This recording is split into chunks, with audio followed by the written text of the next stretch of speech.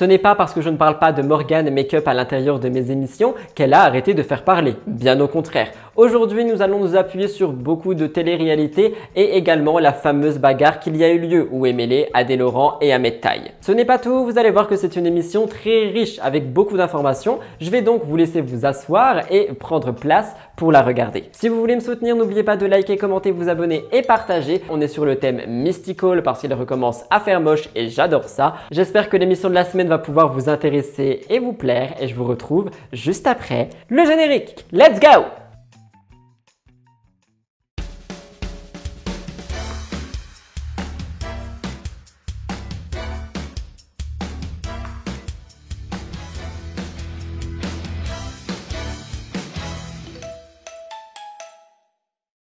On se retrouve donc sur le thème Mystical pour l'émission de la semaine. Si vous me demandez pourquoi ce thème assez sombre, il y a des orages dehors, des tempêtes, des intempéries, des vents forts. Donc j'avais pas de thème et je me suis dit tu sais quoi, fais un petit peu une entrée en matière de l'automne et Mystical sera parfait. Comme chaque semaine, je commence l'émission avec une mise au point qui revient sur des petites choses finalement que j'ai notées au cours de la semaine et que j'avais envie de discuter avec vous. Donc c'est parti, nous commençons tout de suite avec la mise au point. Je voulais revenir avec vous sur quelques petits points. Premièrement, je suis désolé. La semaine dernière, j'ai osé dire les animaux. Je ne sais pas ce qui m'est arrivé, mais en fait, pour être honnête avec vous, quand je vois des chevaux, je n'arrête jamais pour rire de dire des chevals et je pense que malheureusement, c'est entré dans ma tête. Donc, je suis désolé pour celles et ceux à qui ça a écorché les oreilles la semaine dernière. Je ne referai plus jamais cette erreur.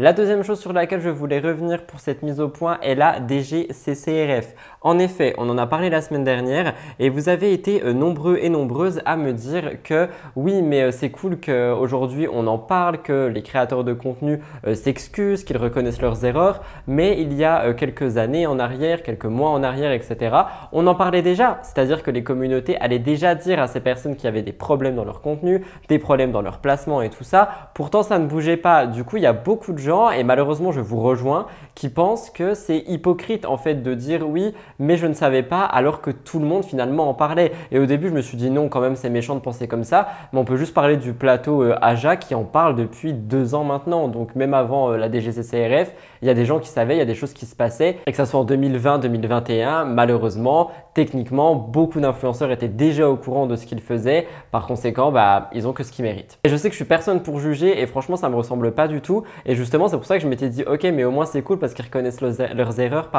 et tout ça, et ils vont aller de l'avant. Mais vous m'avez remis à ma place et honnêtement, vous avez raison en fait, parce que c'est vrai qu'il y a beaucoup de communautés, il y a beaucoup d'internautes qui ont toujours dit qu'il y avait des problèmes, qu'elle allait le dire carrément aux influenceurs et aux candidats de télé-réalité. Donc au bout d'un moment, c'était à eux de prendre les bonnes décisions. Oh my god, ça tonne vraiment fort, croyez-moi, j'ai peur.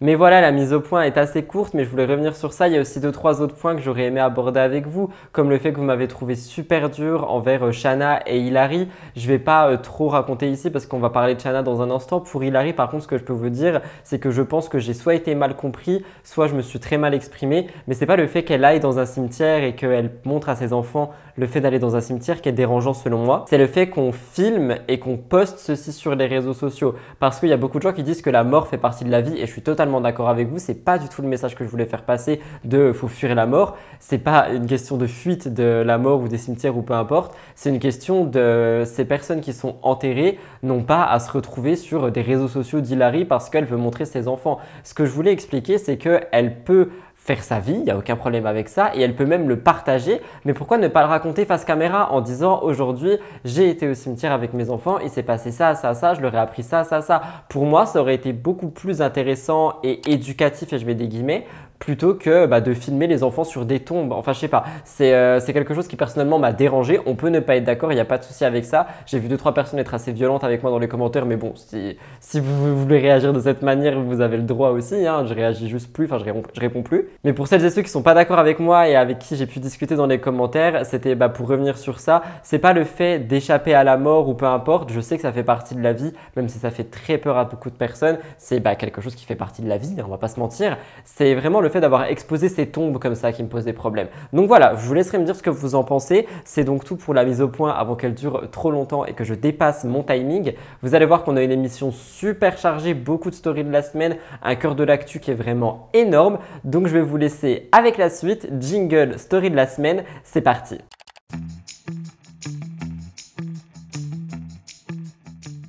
J'espère vraiment que vous n'entendez pas les intempéries parce que ça tape très fort contre ma vitre. La première story de la semaine revient sur Vital, je ne sais pas comment vous prononcez son prénom, qu'on a découvert dans Cosmic Love et puis ensuite dans la villa des cœurs brisés. Il y a beaucoup de personnes qui se demandaient si en sortant de la villa, il avait réussi à retrouver l'amour, à trouver une conquête, à vraiment utiliser ce qu'il a appris dans la villa pour essayer de s'en sortir dans le monde actuel et de trouver sa moitié. Je vous laisse écouter ce que Vital a à dire par rapport à ça. Non, je suis toujours pas en couple. J'attends celle qui me fera changer d'avis là-dessus. Maintenant, c'est aussi un peu une décision personnelle. Je suis bien comme ça et je vais pas presser les choses juste pour les presser. Comme vous l'aurez compris, il est donc bel et bien célibataire et il compte le rester, du moins il attend de trouver la bonne. Mais au final, qu'est-ce que vraiment la bonne ? Bastos s'est confié dernièrement, vous allez voir, on va aussi parler de lui dans l'émission parce qu'il s'est un petit peu clashé avec Booba, mais surtout il s'est confié sur quelque chose qui m'a personnellement beaucoup touché. Une amie à lui a subi des choses assez graves et malheureusement la police ne fait rien et c'est quelque chose qui est assez médiatisé aujourd'hui, qu'on retrouve beaucoup, on en a déjà parlé, malheureusement des fois des plaintes qui n'aboutissent pas, du fait qu'il n'y a pas assez de preuves, du fait qu'on ne peut pas poursuivre quelqu'un, etc. C'est quelque chose qui peut être très frustrant et Bastos l'a fait entendre avec cette story que j'ai personnellement enregistrée et que je voulais vous partager. Courage à Bastos et à son ami. Je vous laisse écouter, nous passons à la suite. Les amis, aujourd'hui, je viens encore d'apprendre qu'il y a une fille que je connais qui s'est fait agresser sexuellement.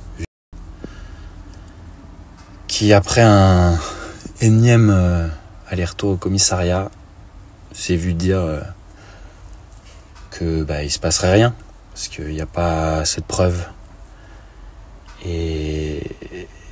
Et de plus en plus, je me demande si la justice française, elle sert vraiment à autre chose qu'à protéger les enculés contre les victimes qui se feraient justice elles-mêmes.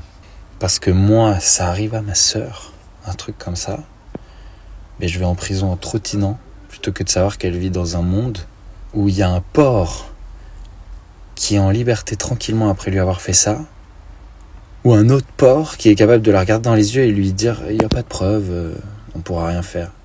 Alors ça, je suis trop content parce qu'à chaque fois que je vous parle de Aline Dessine, vous êtes nombreux et nombreuses à réagir dans les commentaires en me disant que vous adorez cette créatrice de contenu, cette youtubeuse. Je l'adore aussi, j'ai pu discuter pas mal de fois avec elle. C'est une très belle personne qui a de très beaux combats vis-à-vis de son travail. Mais en parallèle, Aline est aussi devenue propriétaire. Et oui, elle a acheté une grande tour qui va être sa maison et celle-ci subit pas mal de travaux. Et si jamais vous la suivez sur Instagram, on est sur des épisodes assez drôles. Donc j'ai appelé cette story de la semaine Aline Dessine et sa tour parce que vous allez voir, les galères ne sont pas prêtes de s'arrêter. Je vous laisse regarder et nous passons à la suite. Alors, je devrais pleurer, mais en vrai, je ris.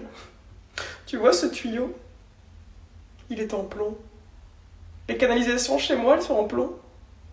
L'eau de ma maison n'est pas potable. C'est bien, c'est bien. On est parti pour changer tous les tuyaux de toute la maison, ça va être chouette. Je suis quand même un peu triste, on va devoir dire au revoir à ce robinet d'escalier. Je prends mon... Est-ce que quelqu'un a vu ce qui s'est passé? Oh my god! Je disais, je prends mon téléphone et nous passons à l'Aquababe Actu, votre nouvelle rubrique qui vraiment vous plaît à mort. La semaine dernière, vous avez été super enthousiaste par rapport à l'Aquababe Actu. Si jamais vous parlez avec lui ou peu importe, n'hésitez pas à lui dire que je fais une petite rubrique sur mon émission. J'avais essayé de lui dire, mais il n'avait pas vu mon message. Peut-être que mes DM ont été refermés, je suis triste. Mais voilà, donc moi, ça me fait plaisir de pouvoir mettre en avant un petit peu son travail et surtout d'avoir dédié cette rubrique à l'Aquababe Actu. Je vais juste lancer des petites informations comme ça, je ne vais pas trop rebondir dessus parce que vous allez voir que la plupart des choses, on en a parlé ou on va en parler aujourd'hui. Donc voilà, petites informations. On demande à Aquababe, Polska Toutatis parce qu'apparemment il y aurait eu embrouille. Je tiens aussi à préciser que effectivement j'ai vu la vidéo de Polska, on en a parlé ce jeudi, je vous renverrai à ma chaîne YouTube. Quoi qu'il en soit, Aquababe dit Toutatis aurait fait un énorme coup de traître à Polska. J'ai contacté les deux pour avoir leur version, aucune d'entre elles n'a voulu réellement s'expliquer, je vous tiens vite au courant. Selon Aquababe, Polska dit coucou le gros Aquababe, j'ai pas envie de rendre quoi que ce soit public, je te mens pas, sinon j'aurais raconté directement dans ma story. Toutatis elle dit mais j'ai plus Snap depuis 3 jours. Voilà, apparemment il y a eu une embrouille, on n'en saura pas plus, c'est comme ça, c'est la vie. Next, Ahmed n'était pas à la bagarre, il dément. Oh le menteur avec une photo de Ahmed à cette fameuse bagarre. Si vous savez pas de quelle bagarre je parle, bah restez jusqu'à la fin de l'émission, c'est mon gros dossier. Rafou Peps et Adixia très proches. J'en avais discuté avec lui en live et il avait clairement dit que non. C'est vrai que vous m'avez aussi dit plusieurs fois que apparemment Adixia et Raphaël se rapprochaient. Personnellement, j'ai pas vu ça passer. Je demanderai à Adixia si vous voulez, mais je pense pas que ça soit vrai. Next, Cassandra et Simon, ça en est où? Ça m'a l'air déjà fini. Unfollow mutuel. Vous allez voir, on va un petit peu discuter de ça. C'est vrai que c'est une des questions qu'on se pose beaucoup en ce moment à travers l'actualité télé-réalité. On sait qu'il y a eu quelque chose entre eux. Est-ce que ça dure toujours? Il y a quand même beaucoup de rumeurs qui disent que non. Timothée a posté des photos dans le même endroit que Kylie et Aquababe répond XOXO Aquababe parce que ça a été le premier à donner ce scoop. Si vous ne savez pas de quoi je parle, je vous renvoie à ma vidéo de vendredi Pop the Tea. Oh my god, mais il y a des bruits vraiment bizarres dehors. Je commence à être effrayé, c'est une émission rocambolesque. C'était donc tout pour l'Aquababe Actu. Si vous aimez cette rubrique, on like juste en dessous, c'est un des moyens de me le faire savoir. Story de la semaine de Last Minute, j'ai vu qu'une ancienne candidate des Anges, Tiffany, attendait son premier enfant. Elle a posté un message sur ses réseaux sociaux laissant comprendre qu'elle était enceinte, en couple avec quelqu'un, etc., que tout allait pour le mieux et du coup, sa communauté et ses fans sont ravis. J'envoie tout mon soutien à Tiffany et évidemment, nous serons au courant des choses au fur et à mesure des émissions parce que je vous ferai des rubriques à ce sujet. Mais j'ai vu ça Last Minute, je me suis dit, ça va les intéresser. Je rappelle que Tiffany est l'ex de Rafou Peps, le mec qui serait donc en rapprochement avec Adixia. L'annonce de la grossesse de Tiffany a fait beaucoup de bruit sur les réseaux sociaux. Une réaction que nous attendions tous était celle de Raphaël Pépin. Eh bien, il a pris la parole en story. Il dit, je cite, « Apaisez vos cœurs, Tiffany est une fille en or qui mérite ce qui lui arrive. Et je suis très heureux pour elle et pour son nouveau copain, qui s'occupe beaucoup mieux d'elle que je n'ai su le faire. Alors je leur souhaite tout le bonheur du monde, du plus profond de mon cœur. Félicitations !» D'ailleurs, en parlant de ce nouvel homme, Aquababe a trouvé son identité. Il s'agirait de Jordan Ferry, un joueur de foot de l'équipe de Montpellier. Vous me direz ce que vous en pensez. Enfin, Tiffany a pris la parole elle-même dans sa story. Elle écrit « Vous savez que j'ai toujours été très discrète sur ma vie privée. Je préfère préserver au maximum mon chéri et ma famille des réseaux sociaux. J'ai attendu le plus longtemps possible avant de l'annoncer, mais aujourd'hui je grossis à vous d'œil, donc je ne pouvais plus me cacher. Je partagerai avec vous ma grossesse et cette nouvelle vie qui m'attend. Je suis tellement heureuse. Merci pour tous vos messages. » Mélanie Dedigama a été critiquée dernièrement parce qu'elle a partagé une story où on voit son enfant assis sur les genoux de Vincent, son ex, en train de conduire. C'est une vidéo qui a fait un énorme bruit, mais Mélanie avait déjà prévu ça. En fait, elle a filmé cette vidéo justement en parlant des mères moralisatrices d'internet et en expliquant que en fait, ils étaient sur un trajet de même pas 2 mètres, qu'il n'y avait aucun risque ni quoi, que juste elle attendait justement les mères moralisatrices dans les commentaires, etc. pour un petit peu en discuter. Quoi. Et au final, elle s'est surtout retrouvée dans une polémique parce que tout le monde dit qu'elle est très négligente envers sa fille et par conséquent, tous les internautes ont eu quelque chose à dire. Je vais pas me permettre de réagir parce que A, c'est pas mon enfant et B, je n'étais pas là. Donc, je sais pas si c'était vraiment tu tournes et tu rentres à la maison ou si c'était plus proche d'une route. Ça peut être dangereux effectivement. Après, je me dis que ce sont quand même des bons parents et qu'ils savent ce qu'ils font. Mais là encore, pourquoi le montrer si ce n'est pour susciter cet intérêt?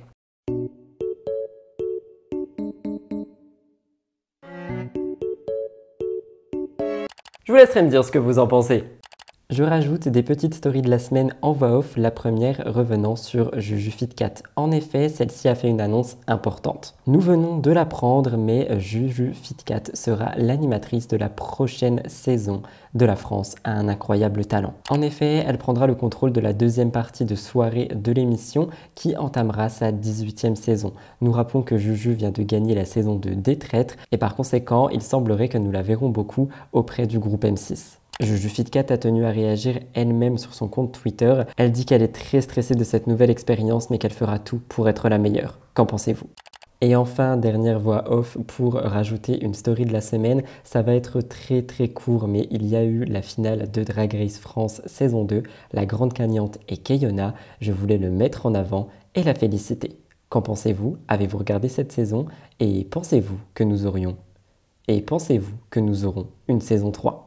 Et enfin, nous terminons avec la beauté naturelle. Celle-ci est aquatique. Elle m'a fait beaucoup sourire. Je crois même que c'est quelqu'un qui me l'avait envoyé dans mes abonnés. Donc, merci à cette personne. Merci aussi de m'identifier chaque semaine dans plein de beauté naturelle, de me les envoyer, etc. J'ai vraiment un gros stock. En fait, j'ai un dossier enregistré qui s'appelle beauté naturelle. Donc, n'hésitez pas à continuer de le faire parce que peut-être que chaque semaine, vous pourrez voir votre vidéo à l'intérieur de mon émission. Je vous laisse avec cette magnifique beauté naturelle et nous passerons au top actu.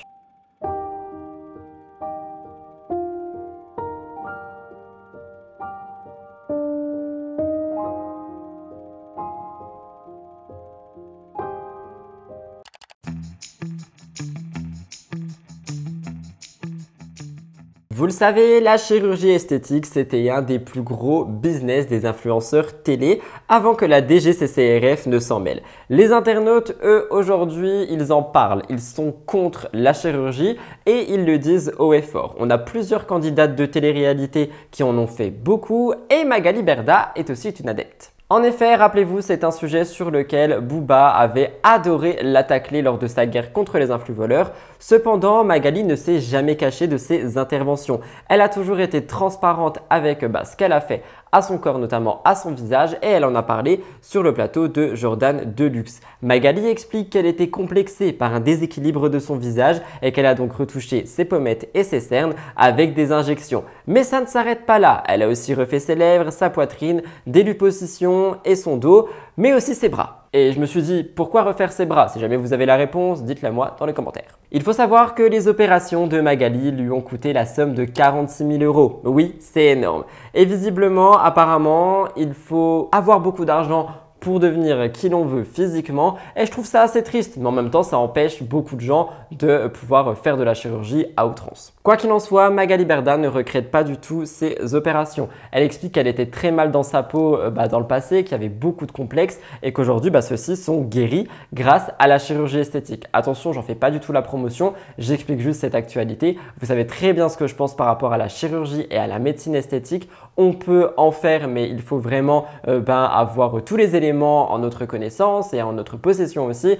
Un bon chirurgien, diplômé, plusieurs avis, beaucoup de choses. Donc ne vous lancez pas là-dedans à la va-vite. Mais si je vous parle de tout ça, c'est parce qu'en fait Magali, elle a ressorti une photo d'elle lorsqu'elle avait 14 ans et c'est une photo qui a fait réagir. Elle l'a sortie dimanche dernier et elle est avec son cousin Itzik. Il faut savoir que sur cette photo, comme vous le voyez, elle ne ressemble pas du tout à la personne qu'elle était. D'ailleurs, on aperçoit son plus gros complexe qui était un déséquilibre au niveau de son visage. Donc peut-être que effectivement ici on peut comprendre les interventions qui chercheraient donc à enlever un complexe. Et moi c'est pour ça que je suis ok avec la chirurgie et la médecine esthétique, c'est qu'on a vraiment un complexe et qu'on cherche à le corriger. Après, à outrance, évidemment pour moi c'est à bannir et les opérations qui ont suivi font partie d'un à outrance. Je vous laisserai me dire ce que vous en pensez. Quoi qu'il en soit, je trouve ça quand même super cher, 46 000 €. Donc, je trouve que c'est de l'argent. Je sais pas si c'est vraiment un investissement finalement, mais je trouve que c'est cher payé. Je vous laisserai me dire ce que vous en pensez. Je vous en parlais la semaine dernière, mais beaucoup ne croient pas à l'entente entre Nicolas Lodzina et Laura. Je réagis avant d'aller plus loin. Il est vrai que dans vos avis, il y a deux avis distincts. Il y a beaucoup de personnes qui disent « Ok, mais en fait, juste, ils s'entendaient plus en amour et donc ils se sont séparés. Aujourd'hui, ils s'entendent bien et tant mieux pour le bien de leur enfant. » Et voilà, c'est tout, c'est la vie. Mais il y a quand même une autre partie de personnes qui n'y croient pas du tout. Pour ces personnes, Laura et Nico fake absolument tout. C'est impossible qu'ils s'entendent aussi bien en étant séparés. Par conséquent, ça crée des polémiques. Moi, vous connaissez mon avis. Je pense juste qu'ils ont eu un beau divorce. Ça arrive, c'est rare, mais ça arrive. Et surtout qu'ils font du mieux pour leur enfant. Eh bien, selon Nicolas, ce couple appartient au passé et il n'y aurait plus aucune chance de se remettre avec Laura. Parce que c'est vrai qu'on a vu il y a quelques jours des rumeurs qui disaient que peut-être s'ils s'entendent aussi bien, c'est qu'ils vont remettre le couvert. Nico dit qu'il est très épanoui dans sa nouvelle vie et que Laura également. Il dit que malgré la rupture, ils s'entendent très bien aujourd'hui, qu'ils veulent garder le lien qui les a unis de base, qui était basé sur le respect et la bienveillance. Et honnêtement, c'est tellement rare que je peux comprendre qu'on en doute Mais moi je trouve ça tellement beau. Cette semaine, on fait un petit point sur Laura parce qu'elle y a répondu. Les rumeurs qui entourent sa vie amoureuse n'arrêtent pas de grandir sur internet et une internaute lui demande un petit peu où elle en est par rapport à l'amour. Laura répond à la question êtes-vous célibataire et elle dit oui. Mais c'est vrai, rappelez-vous, il y a des rumeurs qui avaient vu le jour. Le blogueur Varuekios avait précédemment dévoilé que Laura avait eu un date avec un homme qu'elle aurait rencontré sur Dubaï. Apparemment, son divorce était trop frais, par conséquent, elle n'était pas prête à se lancer dans cette nouvelle relation. Je pense sincèrement que pour le moment, les deux ne se remettront pas en couple. Ça reste quand même assez frais et ils sont vraiment en train de reconstruire leur vie seule. Donc, je ne sais pas s'il serait OK en mettant et en rajoutant quelqu'un dans cette équation. Je vous laisserai me dire ce que vous en pensez, mais c'est vrai que Laura aurait, je pense, beaucoup de mal à présenter un beau papa à Zlatan, à moins que ça soit très sérieux. Vous me direz ce que vous en pensez. Donc, c'est encore une matinée très mouvementée. Voilà. Elle est amoureuse. Non mais, s'il vous plaît, ne prenez pas en compte Magali qui dit des conneries, s'il vous plaît. Ah bah, il va y avoir des articles et les gens ils vont croire que je suis vraiment amoureuse. Pourquoi on n'assume pas? On n'assume pas quoi? Bah, le fait que tu sois amoureuse. Mais de qui? Je le connais. De moi. Ah, de toi toujours. Je ne sais pas si vous avez vu ça, mais je pense qu'il faut en parler. Le 24 août et le 4 septembre prochain, TF1 va proposer 2 grandes soirées au thème de un gars, une fille au pluriel. Il y a 18 personnalités qui vont s'amuser avec cette émission. Cependant, il n'y aura pas Alexandra Lamy et Jean Dujardin. C'est une toute nouvelle version de un gars, une fille, mais un gars, une fille au pluriel qui sera sur 2 soirées consécutives. Ça sera sur TF1 le 28 août et le 4 septembre pour les intéressés. La productrice Florence Boudot a revisionné les 438 épisodes originaux pour les répartir dans cette nouvelle version. Je réagis parce que beaucoup de critiques disent que c'est juste en fait un remake de scène de ménage, mais qu'ils n'ont pas osé le dire, donc ils ont préféré appeler ça un gars, une fille au pluriel. Je sais pas vraiment si c'est le cas, je pense que peut-être ils ont voulu faire un remake de un gars, une fille, surtout comme vous l'avez vu et comme on en parle souvent dans les médias, il y a beaucoup de personnes qui crient au plagiat pour le moindre petit truc. Moi je pense simplement que ils ont voulu lancer un nouveau projet qui était peut-être la suite d'un gars, une fille, je sais pas, et dans tous les cas je me dis tant mieux parce que ça va être divertissant et drôle. Quoi qu'il en soit, on peut cependant se poser une question. Comment ont réagi Jean Dujardin et Alexandra Lamy? Eh bien, ils ont réagi de manière différente. Effectivement, dans le nouveau magazine de Télé 7 jours, on a 2 petits morceaux d'interview. On apprend que la conversation a été beaucoup plus fluide avec Alexandra qu'avec Jean Dujardin. Je cite, Alexandra a gentiment décliné, expliquant que son personnage lui avait longtemps collé à la peau. Mais elle a trouvé l'idée géniale et a promis de regarder cette version. Du côté de Jean Dujardin, on peut lire, l'agent de Jean Dujardin nous a répondu négativement. On rappelle qu'après un gars, une fille, les deux s'étaient vraiment rapprochés. Ils se sont mariés en 2009, divorcés en 2014 et ils ont évolué vers d'autres horizons. Ils sont aussi certainement conscients que ça doit être très compliqué de recréer le lien qu'ils avaient lors des premiers tournages, etc. Donc peut-être que ça ne vaut juste pas le coup d'y aller. Je vous laisserai me dire ce que vous pensez de tout ça, mais c'est vrai que moi je pense que c'est une émission qui peut cartonner et marcher parce que mine de rien, on a tous et toutes connu un gars, une fille et on a tous et toutes adoré. Sauf les 2005 évidemment, mais je parle pas de vous.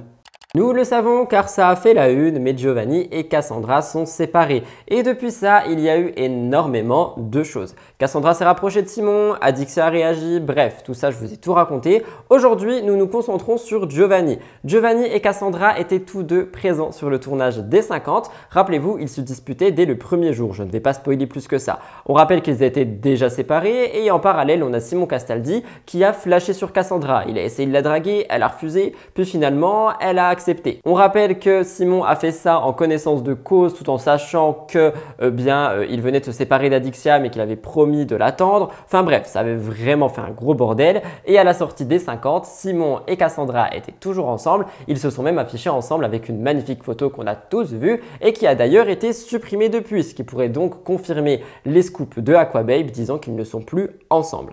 Eh bien, quoi qu'il en soit, ça a fait vraiment beaucoup de bruit. On avait les réactions d'Adixia et tout ça. Eh bien, cette fois-ci, Giovanni est allé faire une interview pour Gossip Room. Et à une question qu'on lui pose, on lui demande à qui il voudrait envoyer un nude, avec qui il aimerait échanger des nudes.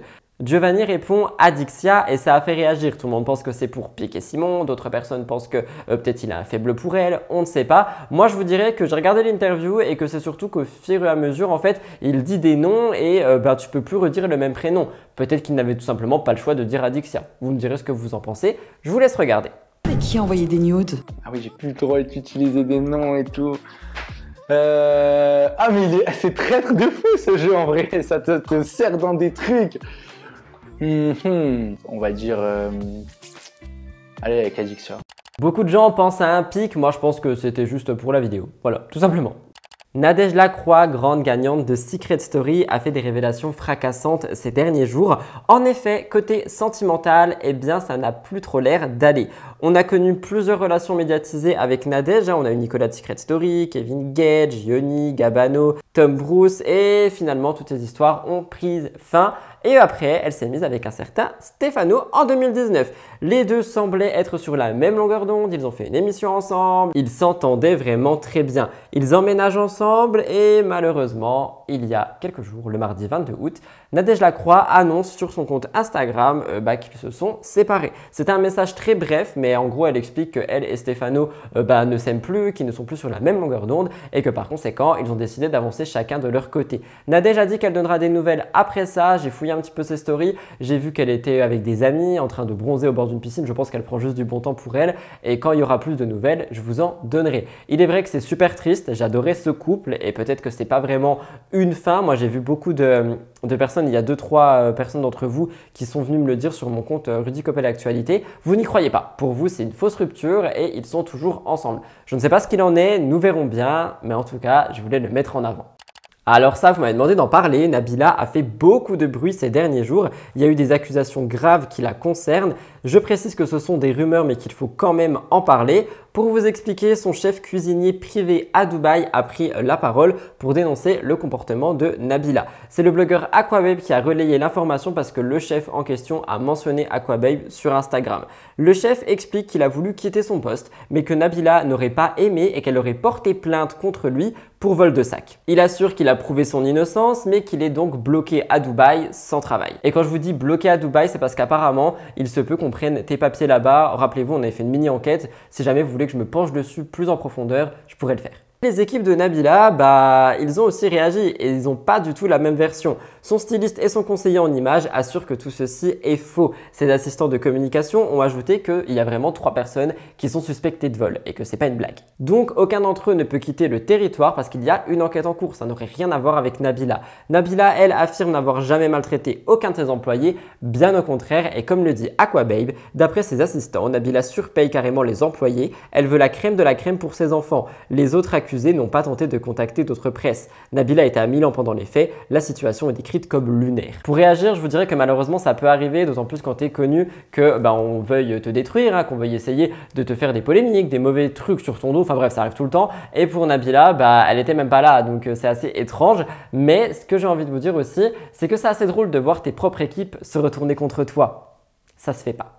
J'ai trouvé ça hors télé et affligeant, je voulais en parler sur mon émission. Laura Ann Carlton, 66 ans, a interpellé un homme de 27 ans qui déchirait le drapeau arc-en-ciel LGBT qu'elle était en train d'afficher devant sa boutique. Il l'a abattu d'une balle avant de prendre la fuite. Il a été rattrapé par la police. Ça s'est déroulé en Californie. C'est un crime à l'encontre des personnes LGBT+.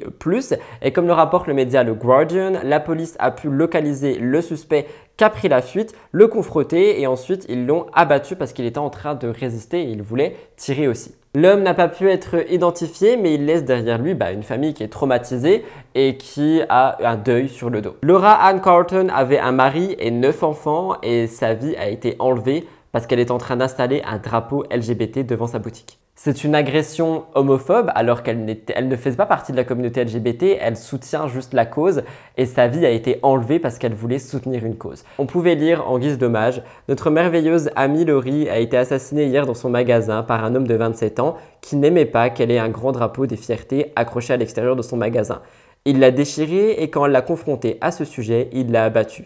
Nous sommes tous dévastés pour son mari Bort, sa famille et la communauté LGBT, pour qui Lori était une véritable alliée. Quiconque utilise un langage haineux contre la communauté LGBT doit réaliser que ces mots comptent, que ces mots peuvent inspirer la violence contre des personnes aimantes innocentes. Continuons tous à avancer avec tolérance et amour. Ne laissons pas la mort tragique de Lori être vaine. Et en vrai, je trouve ça mais tellement horrible et c'est des crimes que je peux plus me les voir.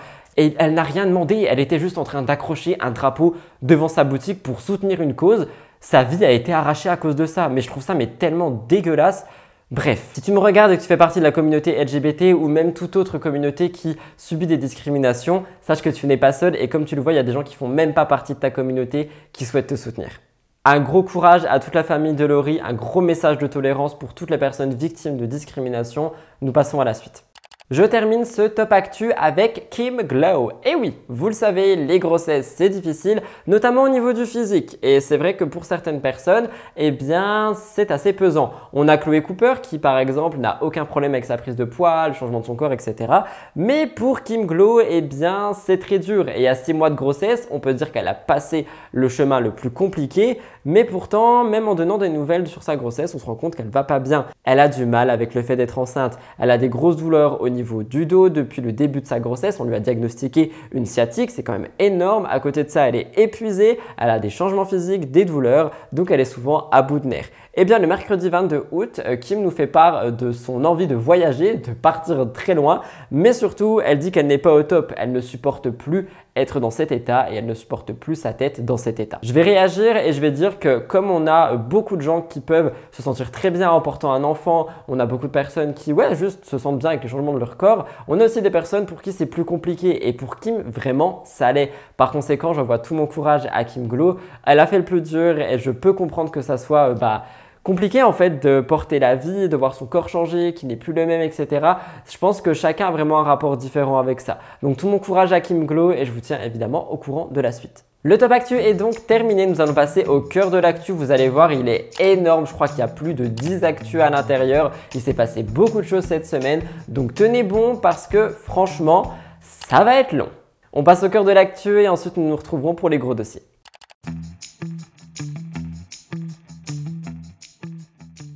Nous commençons le cœur de l'actu avec Julien Bert et c'est belle. Aux dernières nouvelles, il était en rapprochement avec une femme. C'est vrai qu'on n'avait pas autant parlé de lui depuis les révélations de Ilona. On rappelle que toute cette histoire a même causé sa séparation avec Mélanie. Ilona l'avait accusé d'avoir été violent et il l'aurait mise à mal niveau argent. Eh bien, Julien se serait servi dans les comptes de l'entreprise, on en a déjà parlé plus d'une fois. Par ailleurs, il aurait aussi cessé de payer le loyer de sa maison, le bail était au nom d'Ilona, je vous ai déjà tout expliqué. Bref, après tout ça, les seules nouvelles qu'on avait de lui, c'était qu'il draguait Mélanie de fond en comble sur tous les réseaux. En effet, depuis des mois, Julien Bert multipliait les déclarations à l'encontre de Mélanie d'Edigama. Et bien visiblement, elle s'en fiche, elle continue sa vie, donc voilà. Ces derniers jours, Julien a été aperçu avec plusieurs jeunes femmes et pas n'importe lesquelles. En effet, Julien est à Saint-Tropez en compagnie de Miss Dauphine 2022, Cécile Wolform. Mais ce n'est pas la seule parce qu'il y a eu un gros méli-mélo et en fait, Julien a vu beaucoup plus de personnes. Sur Instagram, on découvre aussi qu'il est avec Diane Leir, Miss France 2022. Apparemment, cette dernière n'aurait pas été sensible à son charme. Bien que les deux aient eu l'air en rapprochement avec ce qu'on a pu voir sur les réseaux sociaux, on s'est aussi rendu compte que Diane avait une follow Julien. Peut-être a-t-il été trop lourd, peut-être les révélations d'Ilona ont joué, je ne sais pas, mais tout ce que je peux vous dire, c'est que visiblement, c'est quelque chose qui va le suivre encore et encore au fil des mois, etc. Et c'est ça que je vous dis qu'en fait, à partir du moment où tu as une image, eh bien, tout le monde va penser que toi, tu es uniquement cette image. Après, attention, Julien Bert, c'est grave, mais il y a d'autres cas où c'est beaucoup moins grave. Mais une fois qu'on t'a collé une étiquette, ton étiquette, elle est là à vie. Tu es cette personne, c'est tout. Quoi qu'il en soit, on sait juste qu'il y a eu un petit rapprochement. On ne sait pas s'ils sont en couple, on ne sait rien de plus. Mais c'est vrai que visiblement, son comportement ne fait pas l'unanimité. Vous me direz ce que vous en pensez.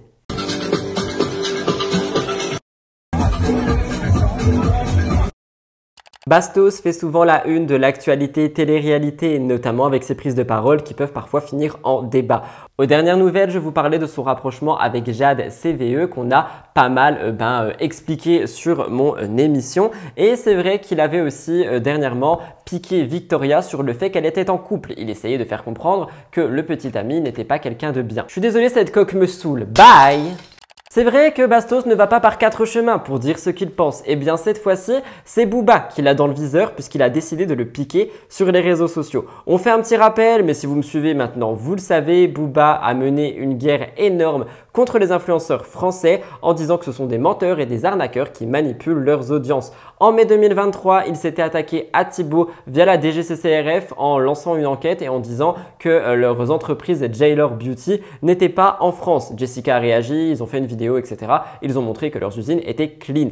Booba n'hésite pas à critiquer certaines personnes comme Maeva ou Magali. C'est des critiques sur le physique, c'est des critiques qui sont dures et par conséquent, c'est vrai que moi je suis pas d'accord avec ça. Je suis d'accord avec le fait de dénoncer mais insulter sur le physique et tout, non. Et bien cette fois-ci, il semblerait que nous sommes sur l'arroseur arrosé puisqu'il s'est retrouvé critiqué. Bastos a posé une question à ses abonnés. Il leur demande qui est la personne qui profite le plus du fait que tous les influenceurs se retrouvent dans le même sac que ceux qui sont bel et bien malhonnêtes. Et c'est vrai que c'est quelque chose qu'on a déjà expliqué ensemble. Hein. On a tous ces influvoleurs et on a malheureusement tous les autres créateurs de contenu et influenceurs qui eux sont éthiques, n'ont rien fait, ont des bons contrats, etc. Mais avec cette guerre, eh bien, on a mis tout le monde dans le même panier. Et par conséquent, Bastos demande à qui ça profite. Et un abonné lui répond Booba. Bastos répond publiquement et dit que Booba n'est qu'un pion et qu'il l'a toujours été. Et ensuite, il fait référence à tous les rappeurs en disant que ce sont que des marionnettes de maisons de disques. Je vais réagir et ça peut ne pas plaire à Booba. Pour le moment, il n'a pas répondu, donc peut-être qu'il s'en fiche. Quoi qu'il en soit, Bastos montre un autre message en story et il explique à ses abonnés qu'il ne faut pas se faire berner par le fait que Booba ait un propre label et ses propres boîtes de production et que ça ne reste qu'un pion. Honnêtement, je ne sais pas pourquoi est-ce que Bastos a autant piqué Booba. Est-ce qu'on est sur une guerre entre influenceurs et rappeurs français ? Je ne sais pas, mais c'est vrai que c'est quand même quelque chose qui est assez discutable. Peut-être que de l'autre côté, Bastos a tout simplement partagé sa pensée avec ses abonnés. Vous me direz ce que vous en pensez.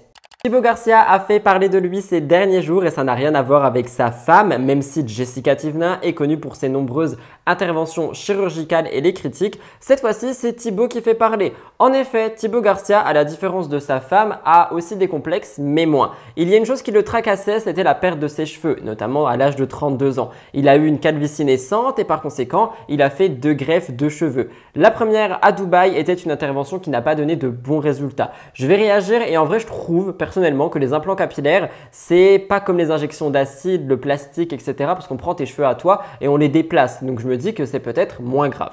Attention, ça reste des interventions, il faut bien y réfléchir, mais j'entends quand même moins de mal de celle-ci. Bref, Thibaut a tenté de se redonner une nouvelle chance à Paris dans une clinique un peu plus réputée. C'était au mois d'août et il a subi une 3e greffe qu'il espère sera la dernière. Il a partagé son expérience sur internet et il a partagé la méthode aussi. Donc en gros, il est sous anesthésie locale, on lui prend un cheveu sur 2 de sa nuque et on lui réimplante à l'avant de son crâne. En tout, il a eu 2500 cheveux qui ont été replantés, c'est énorme. Et j'ai envie de vous poser une question, que pensez-vous du fait que ça soit lui qui en parle pour une fois? Donc là, on n'est pas sur Jessica et ses interventions, on est sur Thibaut qui partage son expérience. Je sais qu'on n'est plus du tout censé faire la promotion de tout ça. Je pense pas qu'il fasse la promotion, je pense qu'il partage son expérience. Après, attention parce que ça peut être vu comme de la promotion s'il a donné le nom de l'établissement, etc.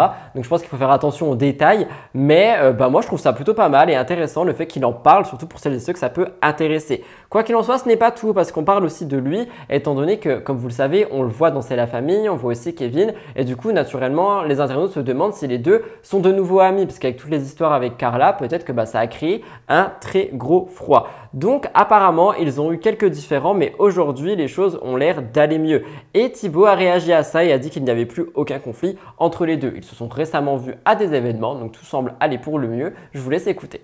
Oui, on n'a pas de souci avec Kevin. On l'a croisé là au mariage. On était à un mariage à 3-4 jours et on était avec Kevin. On a passé la soirée ensemble au calme, sans problème. Je sais, mais moi, ça me dit. Moi, je vais réagir et je vous dis que peut-être avec la polémique Carla, c'est vraiment ce qui a certainement entaché leur relation pendant un moment. Peut-être que maintenant que c'est terminé entre les deux, c'est fini.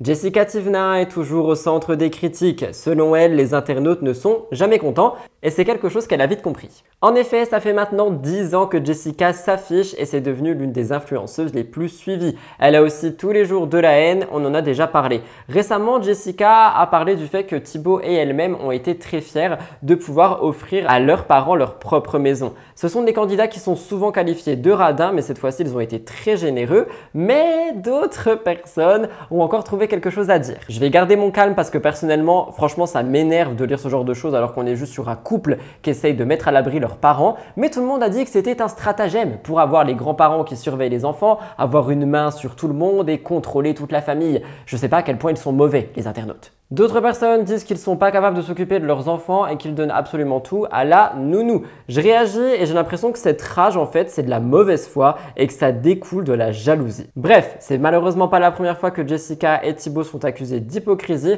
On remonte 2 ans en arrière, en 2021. Jessica avait fait un placement de produit pour un super aspirateur et en fait on l'avait critiqué parce qu'on lui disait mais meuf tu fais même pas le ménage donc pourquoi tu promeus un aspirateur? Et c'est vrai que c'était quelque chose qui avait été beaucoup discuté, mais encore une fois, qu'elle fasse le ménage ou non, si elle a envie de faire la promotion d'un aspirateur, peut-être qu'elle l'a testé avant et que justement, elle l'a testé pour ses abonnés, qu'elle veut proposer un bon plan à ses abonnés. Et en fait, je me dis, mais tout le temps, c'est quelque chose de mauvais, mauvais. Faut toujours sortir le négatif. Et je me dis, mais c'est dommage, en fait, prenez juste le positif, à moins que ça soit une arnaque cet aspirateur. Mais si ça ne l'était pas, c'était certainement un bon plan. Profitez-en! Quoi qu'il en soit, aujourd'hui c'est un petit peu la même chose qui se repasse sur les réseaux sociaux parce qu'en fait, je vous explique, en effet dans sa story, Jessica répond aux critiques qu'elle peut recevoir sur le fait qu'elle a délégué beaucoup de tâches à sa femme de ménage et au nounou. Par exemple, elle s'occupe pas du linge et elle nettoie pas les vitres non plus. Et en fait, elle a aucun problème avec ça et je vois même pas où est le problème. Elle paye quelqu'un, donc elle fait travailler quelqu'un et elle a les moyens de le faire, ce qui lui permet de se concentrer sur autre chose. Je vais pas vous mentir, mais si j'avais la possibilité, du moins là dans la maison, c'est quand même ça va, c'est assez petit, mais si j'avais la possibilité d'avoir quelqu'un pour m'aider si j'habitais dans une grande maison, mais effectivement que je prendrais quelqu'un. Au premier abord, ça fait payer quelqu'un qui du coup travaille et a un salaire qui peut vivre par conséquent et surtout toi ça te dégage beaucoup plus de temps. Jessica Tivna et les candidats de télé-réalité ne sont pas les seuls. Tu prends Marie Lopez aka Enjoy Phoenix, elle a aussi une femme de ménage et personne ne lui dit rien. Et du coup, Jessica tout le temps ça dérange. Je trouve ça vraiment gros en fait. Surtout qu'elle a dit que c'était quelque chose qu'elle voulait faire depuis toujours. Elle dit « Je m'étais toujours dit, le jour où je gagne de l'argent, je m'enlèverai ces épines du pied. J'ai les moyens, je peux, mais je garde les pieds sur terre. » Et en vrai, il y a quoi de mal? Et qu'est-ce qu'il y a de mal à payer une femme de ménage? Je comprends pas. J'ai juste vraiment l'impression, quand je vois les internautes qui critiquent Jessica, de voir des personnes qui sont jalouses et qui sont aigries. Enfin là, tu la regardes dans C'est la famille en vacances, elle fait le ménage toute seule, tu vois. Donc elle a les pieds sur terre, elle sait faire. C'est juste que peut-être que chez eux, ils veulent s'occuper d'autre chose, profiter de leur business, leur maison, j'en sais rien. Et dans tous les cas, il n'y a aucun mal, il n'y a aucune justification au fait d'avoir une femme de ménage. Et quand j'ai écrit ça, je me suis dit, mais allô, tout est critiquable en fait, genre tout est critiquable.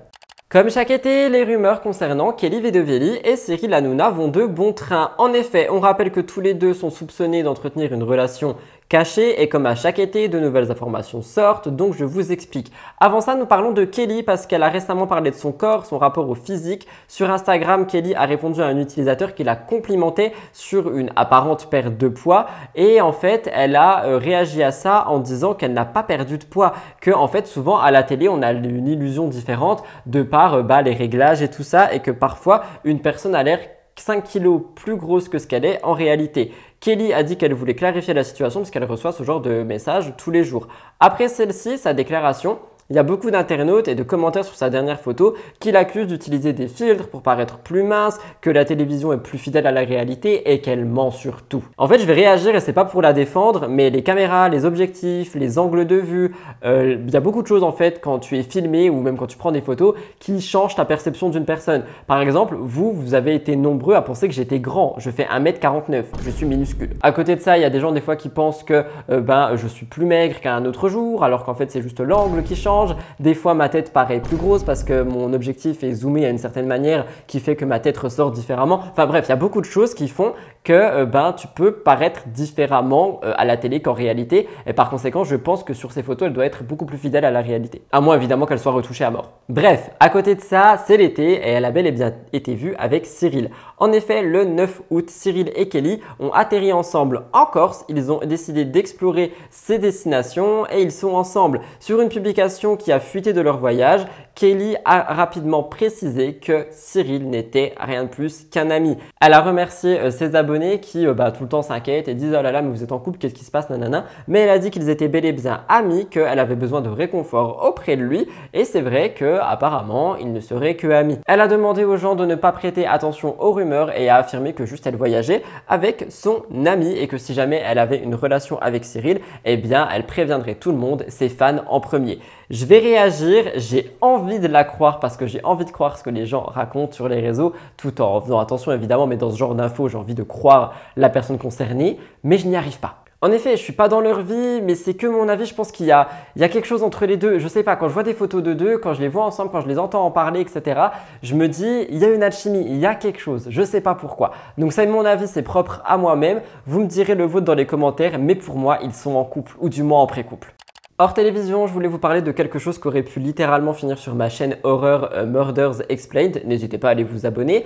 Donc je vous parle de ça, je vais beaucoup lire mes notes, mais je voulais revenir sur quelque chose qui s'est passé aux abords des frontières. Une infirmière britannique, Lucy Letby, a été reconnue coupable de meurtre de 7 nourrissons et de la tentative de meurtre de 6 autres à l'hôpital où elle travaillait. Cette affaire en fait la pire tueuse en série de bébés du Royaume-Uni. En fait, elle procédait de manière absolument horrible. Elle commettait ses crimes à l'intérieur de son espace de travail et il a été stipulé qu'elle avait attaqué secrètement 13 nourrissons. Les faits remontent à 2015 et 2016. Son intention était claire. Elle voulait tuer des bébés sans qu'on la découvre. En effet, elle induisait en erreur ses collègues pour les causes de la mort, etc. Elle a toujours fait en sorte que son dos soit blanchi, qu'on ne la soupçonne jamais. Elle injectait de l'air dans le sang des bébés, elle les suralimentait avec du lait, elle les agressait physiquement, elle les empoisonnait avec de l'insuline. Bref, elle a vraiment fait pas mal de choses horribles. Des notes ont révélé l'ampleur des choses parce qu'en effet, en 2018 et en 2019, elle a été arrêtée à 2 reprises par la police dans le cadre d'une enquête et suite à son arrestation définitive en novembre 2020, on a découvert des notes manuscrites écrites par sa main qui disaient « Je ne mérite pas de vivre, je les ai tués délibérément parce que je ne suis pas assez compétente pour m'occuper d'eux. Je suis une personne horriblement malveillante. Je suis diabolique, j'ai fait ça. » Et pour le coup, là oui, nous sommes sur des choses graves et de la malveillance. On a tous les témoignages des familles aussi qui ont été mis en lumière, ils ne comprennent pas. Il y a beaucoup de familles qui ont eu entièrement confiance en Lucy et par conséquent, ils s'en veulent mais à un point inimaginable. Heureusement, en fait, il a été révélé qu'un pauvre bébé était avec son jumeau et que ce bébé a été tué mais que son jumeau a survécu. Et en fait, il y a eu des soupçons par rapport à là parce qu'il y avait des saignements, etc. Mais je trouve que c'est quand même des actes qui sont atroces. Tuer des bébés depuis un hôpital en étant infirmière, je trouve c'est atroce. Je ne sais pas ce qui s'est passé, je ne comprends pas la cause psychique ou psychologique qu'il peut y avoir derrière ça, mais je trouve ça vraiment atroce. En effet, sa sentence offre une certaine conclusion à cette affaire, mais on a toujours les traumas, on a les familles qui se posent des questions, on a beaucoup de choses, donc peut-être qu'on apprendra plus de choses par la suite. Je voulais quand même en parler avec vous parce que c'est quelque chose qui m'a fait pas mal réagir. Et si vous appréciez et que ce genre d'histoire vous intéresse, je vous renvoie encore une fois à ma chaîne True Crime Murders Explained qui est tenue par mon copain et moi-même et qui revient sur des affaires de ce style. Je vous laisserai me dire ce que vous en pensez. Rim et Vincent, c'est une histoire qui était des plus belles dans la villa des cœurs brisés. Après un énorme coup de foudre, les deux ne se sont jamais quittés et ils ont donné naissance à leurs 2 enfants, Maria Valentina et Alma. En 4 ans de relation, ils ne se sont pas arrêtés une seconde. Ils se marient une première fois à Bali, puis une deuxième fois lors d'un mariage civil. Ils décident de déménager, puis de déménager et de redéménager. Finalement, ils décident un petit peu de ralentir. Ils veulent poser un pied-à-terre et se calmer et profiter de tout ce qu'ils ont bâti ces dernières années. Et en vrai, ils ont raison, parce que parfois, quand on a trop de projets, en plus d'être parents, eh bien, on voit plus le temps passer. À côté de ça, on l'a déjà vu, la parentalité, c'est dur. Depuis la naissance de Maria Valentina, ils ont vraiment eu du mal à passer des bonnes nuits et des bons moments. Sans parler du fait que Rim travaille beaucoup pour ses propres marques, mais aussi pour l'influence. Ils ont beaucoup déménagé, donc tout ça a creusé de la fatigue. Finalement, ils vont à Bali et ils posent leurs valises. Et depuis qu'ils sont arrivés, Rim a fait savoir qu'elle avait un gros besoin de se reconnecter avec elle-même, de se reconnecter avec la spiritualité, avec qui elle veut être et d'un petit peu souffler, prendre du recul par rapport aux réseaux sociaux. Et c'est la raison pour laquelle on la voit un petit peu moins. Il y a eu beaucoup de rumeurs qui disaient qu'elle avait l'air triste, que peut-être il y avait un problème avec Vincent. Et c'est vrai que de son côté, Vincent, lui, passe beaucoup de temps sur les réseaux. Et en particulier sur TikTok où il fait des lives quasiment tous les soirs. Je réagis, les lives, vous le savez, ça ramène de l'argent, les matchs, ça ramène de l'argent, ça fait vivre la plateforme aussi et surtout, c'est quelque chose qu'on voit souvent en ce moment. Vous me direz si vous voulez une enquête par rapport à TikTok, au live, etc.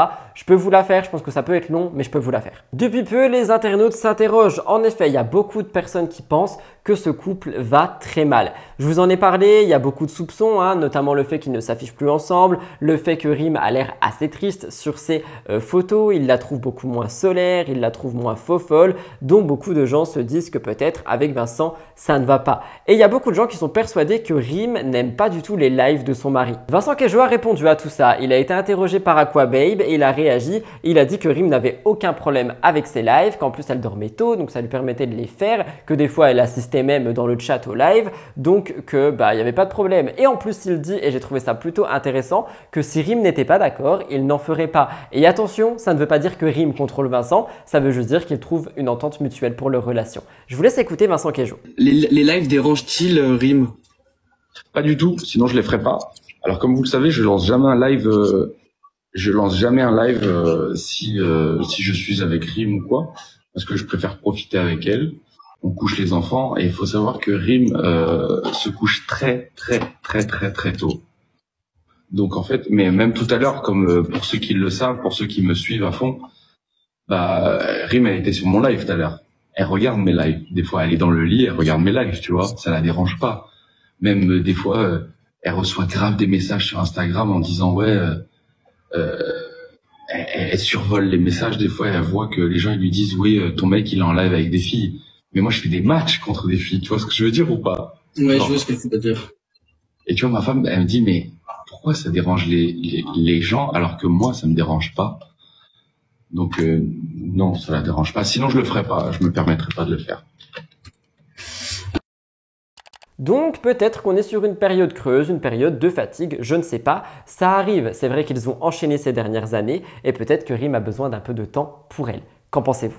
Ah là là, Giuseppa, je vous en parle beaucoup pour C'est la famille. En effet, son couple avec Paga fait énormément parler, ça ne s'arrête jamais, donc avec cette émission, on va continuer d'en parler. Giuseppa a dû faire face à de nombreuses critiques plus ou moins virulentes, notamment avec son comportement envers Paga. En effet, les internautes en peuvent plus d'entendre Giuseppa critiquer en permanence Paga et c'est vrai que dans C'est la famille, elle est assez fermée et froide. Encore une fois, on rappelle qu'elle vient d'accoucher, qu'il y a des caméras, qu'il y a beaucoup de choses. Moi, je pense que c'est surtout ce qu'on nous montre.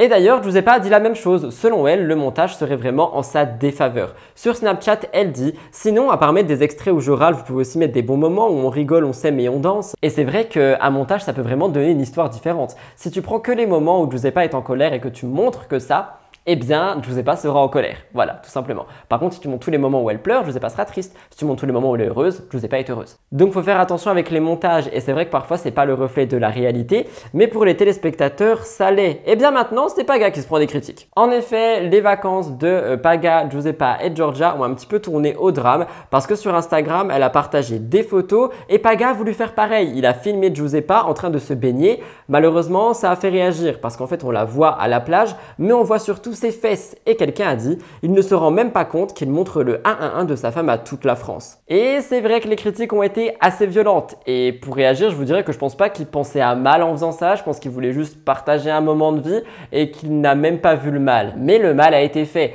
et on lui a dit. Paga avait d'ailleurs réagi à cette vidéo en disant « Oh la mama fraîche ». Je vous laisse regarder. Donc j'ai préféré tout simplement ne pas trop faire de story pour prendre du recul sur la situation parce que franchement je trouve que autant les réseaux ça peut être hyper cool et on peut pas prendre que le bon sur ça parce que voilà c'est notre quotidien et ça fait partie de notre vie et tout et donc forcément il peut pas y avoir que du bon mais là c'est que franchement je ne comprends pas à comment en fait des gens peuvent avoir une haine aussi profonde envers quelqu'un qui voit à travers un épisode à la télé pour se permettre de dire des choses aussi odieuses, aussi affreuses, parce que franchement, je vais pas faire la meuf, genre ouais, ça me touche pas, parce que franchement, ça m'a grave touchée, parce que quand ça touche à mon rôle de mère, quand ça touche à ma famille, c'est pas pareil, ça me fait vraiment de la peine.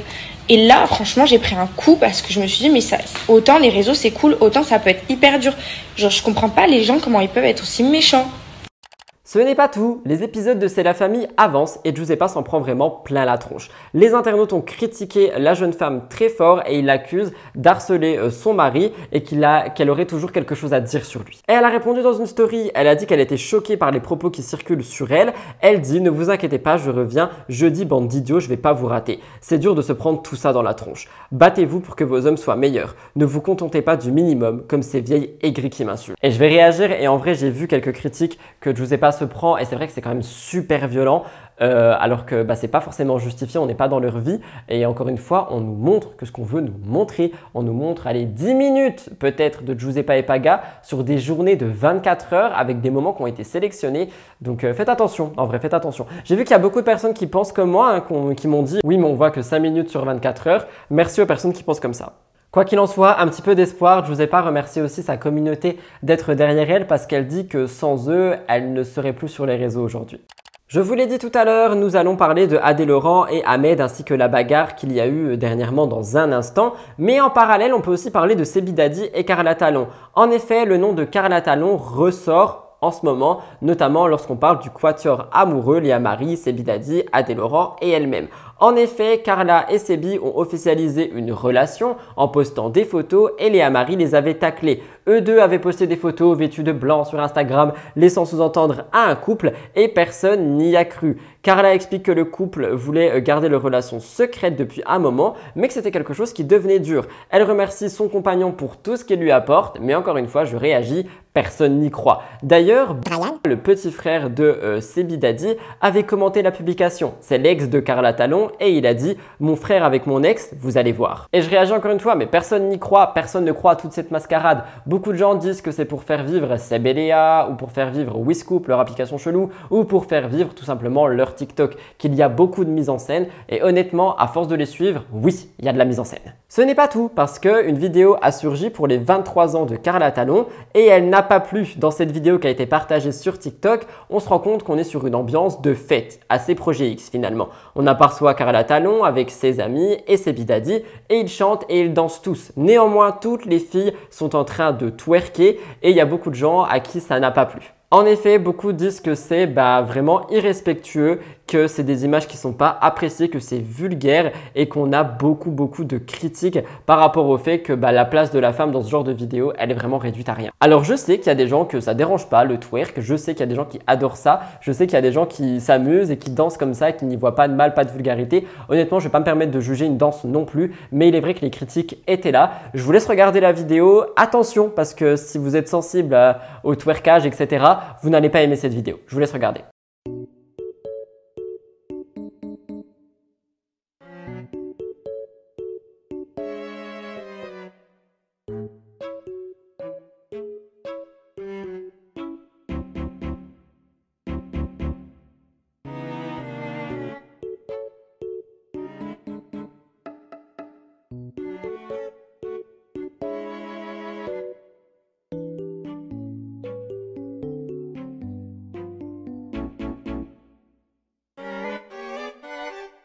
Mais c'est vrai qu'il y a beaucoup de gens qui s'indignent et qui disent que la femme, le message de la femme qui est véhiculé à travers cette fête est horrible. Je vous laisserai me dire ce que vous en pensez. Moi, je pense que c'est délicat et compliqué, mais je comprends totalement que ça puisse déranger lorsqu'on cherche à détruire les clichés et les stéréotypes qu'on peut avoir sur les femmes.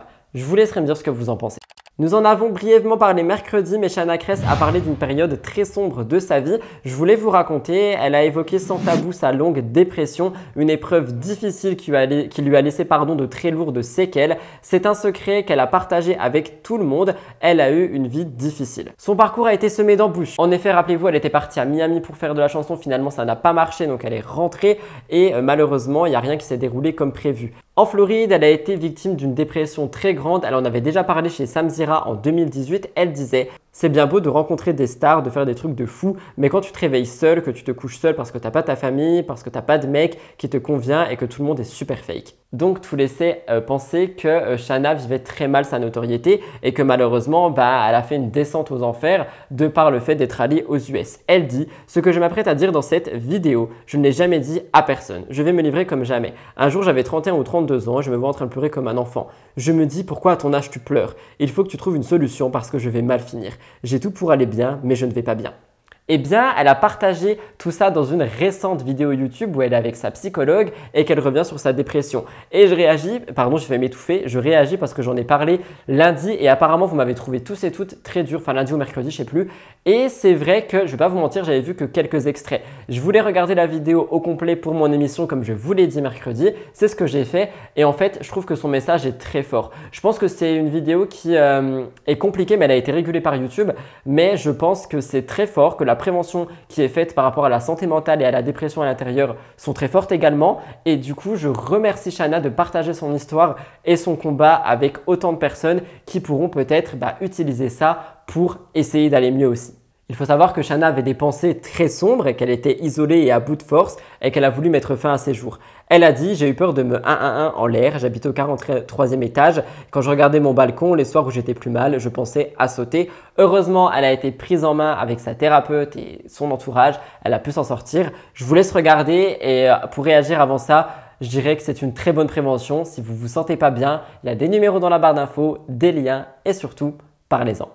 En fait, j'étais en train de, pour dire la vérité, j'étais en train de me scarifier parce que j'en pouvais plus. J'avais juste envie de ne plus me réveiller le matin. J'étais tellement au bout du rouleau. En gros, il y a un moment donné où vraiment, je suis allée fort, je sais pas pourquoi. Et là, ça m'a réveillée en fait. Et je me suis dit, mais qu'est-ce que tu es en train de faire? C'est comme si j'étais même plus moi-même à ce moment-là. J'en pouvais tellement plus que je réalisais pas ce que j'étais en train de faire. Et c'est vraiment à ce moment-là où j'ai réalisé parce que je me suis fait vraiment mal. Et je me suis dit, mais qu'est-ce que tu fais? Genre, quand j'ai vu mon poignet, je me suis dit, je me rappelle que je l'ai même filmé, je me suis dit, je sais pas ce qui va se passer dans ma vie, si vraiment je vais partir ou quoi, qu'il y ait quelqu'un qui puisse comprendre ma détresse à ce moment-là, on va retrouver mon téléphone, quelque chose. Et je les ai encore, ces vidéos, et je les ai vues il y a pas longtemps, et je me suis dit vraiment, pour en arriver là, j'étais vraiment au plus mal. Et c'est à ce moment-là où j'ai réalisé, où je me suis dit, il faut vraiment que je rencontre quelqu'un à qui je peux parler et qui peut m'aider parce que j'ai peur de me foutre vraiment l'air. J'ai habité au 43e étage. Et quand je regardais mon balcon, les soirs où j'étais au plus mal, je pensais à sauter de mon balcon. J'en pouvais plus de cette vie. Et du fait que j'avais mes chiens, je me disais, je ne peux pas les abandonner. Donc il y a un côté où je me disais, j'étais contente de les avoir pris parce que j'avais vraiment l'impression que j'allais passer le cap. Et je me disais, mais si je fais ça, ce soir où j'ai fait ça, qui va s'occuper d'eux? Et je me rappelle très bien que ce jour-là, j'ai enregistré une vidéo. Putain, c'est horrible, ça me rappelle des souvenirs, c'est horrible. J'ai enregistré une vidéo où en fait, je disais au revoir à mes proches. C'est-à-dire que je me voyais parler à ma mère, à mon père, à ma nièce, à mon neveu, à tout le monde, en leur disant qu'il fallait pas qu'ils m'en veuillent en fait, mais que je pouvais plus de cette vie, j'en pouvais plus, et que personne ne comprenait. On me disait, mais t'as une vie, c'est un truc de fou. Mais j'allais tellement mal intérieurement, j'arrivais pas à l'expliquer. Ilona Goss et Paul André. Depuis qu'ils sont de retour ensemble, ils vivent sur un petit nuage. En effet, Ilona et Paul André ont dernièrement fait rire tout Internet avec des péripéties pendant leurs vacances. Ilona et Paul André se sont offerts quelques semaines de vacances et à l'intérieur, ils ont eu un tour en parachute ascensionnel. C'est une expérience qui a été partagée sur sa chaîne YouTube Ilo Show et c'est vrai que visiblement, Paul André a adoré ce tour mais Ilona pas trop. Vous allez voir, c'était très drôle. L'activité commence et Ilona est prise de panique. Elle commence à hurler et en plus de ça, on rappelle qu'elle a la phobie de l'eau. On en avait déjà parlé il y a très longtemps parce qu'elle avait eu la phobie de l'eau pour maudire les apprentis aventuriers. Bref, faut suivre. Quoi qu'il en soit, une fois dans les airs, Ilona a très peur. Elle dit, je cite parce que je ne sais pas si vous allez comprendre, « Paul André, on s'en fout du téléphone. S'il te plaît, Paul André, pourquoi tu as pris ton téléphone avec toi? Mais tu es bête, arrête, tu me stresses, Paul André, tu me stresses, je vais pleurer. » Paul André, lui, essaye de la rassurer, malheureusement ça ne marche pas. Elle dit, ça fait du bruit. Je réagis et en vrai, vous allez voir, c'est une séquence qui était très drôle et j'adore Ilona parce qu'à chaque fois, elle crie le prénom de Paul André. Tout le temps. Le moindre truc, elle dit Paul André, Paul André, Paul André, Paul André. Et avec sa manière de le dire, son accent, je trouve ça mais tellement drôle et hilarant. J'ai fait faire tomber mon iPad. J'adore Ilona et franchement, quand je la vois sourire comme ça, mais ça me fait tellement plaisir. Je vous laisse regarder, mais c'est vrai que c'est drôle parce que juste après la séance, elle dit « Ah, c'était super, j'ai adoré. » Regardez. Sous les mousquetons. Dis au revoir à tout le monde. Au revoir. Paul André, on s'en fout du téléphone. S'il te plaît, Paul André. Pourquoi t'as pris ton téléphone avec toi alors que tu vas pas tomber? Mais t'es con. Mais t'es con. Mais t'es con. C'est bon, ça. Arrête, tu me stresses, Paul André. Arrête, tu me stresses, je vais pleurer. Paul André, ça fait du bruit. Ça fait du bruit. Ça fait du bruit. Ça fait du bruit. Je t'aime, mon amour. Arrête, on craint rien là. Là, on est bien. Ça fait du bruit. Ça fait du bruit. Arrête de monter. Arrête de monter. Qu'est-ce qu'il y a, mon amour? J'ai peur. Mais non, t'es trop belle. J'ai peur. On est bien là, mon cœur. J'ai peur. Il y a de l'eau. Non. Il y a de l'eau. Ne me touche pas. Arrête de bouger. Arrête de bouger. C'est pas du tout drôle du tout. Alors, ressenti, mon ange.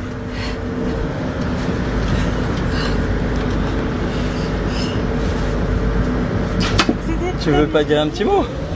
C'était super. J'ai adoré.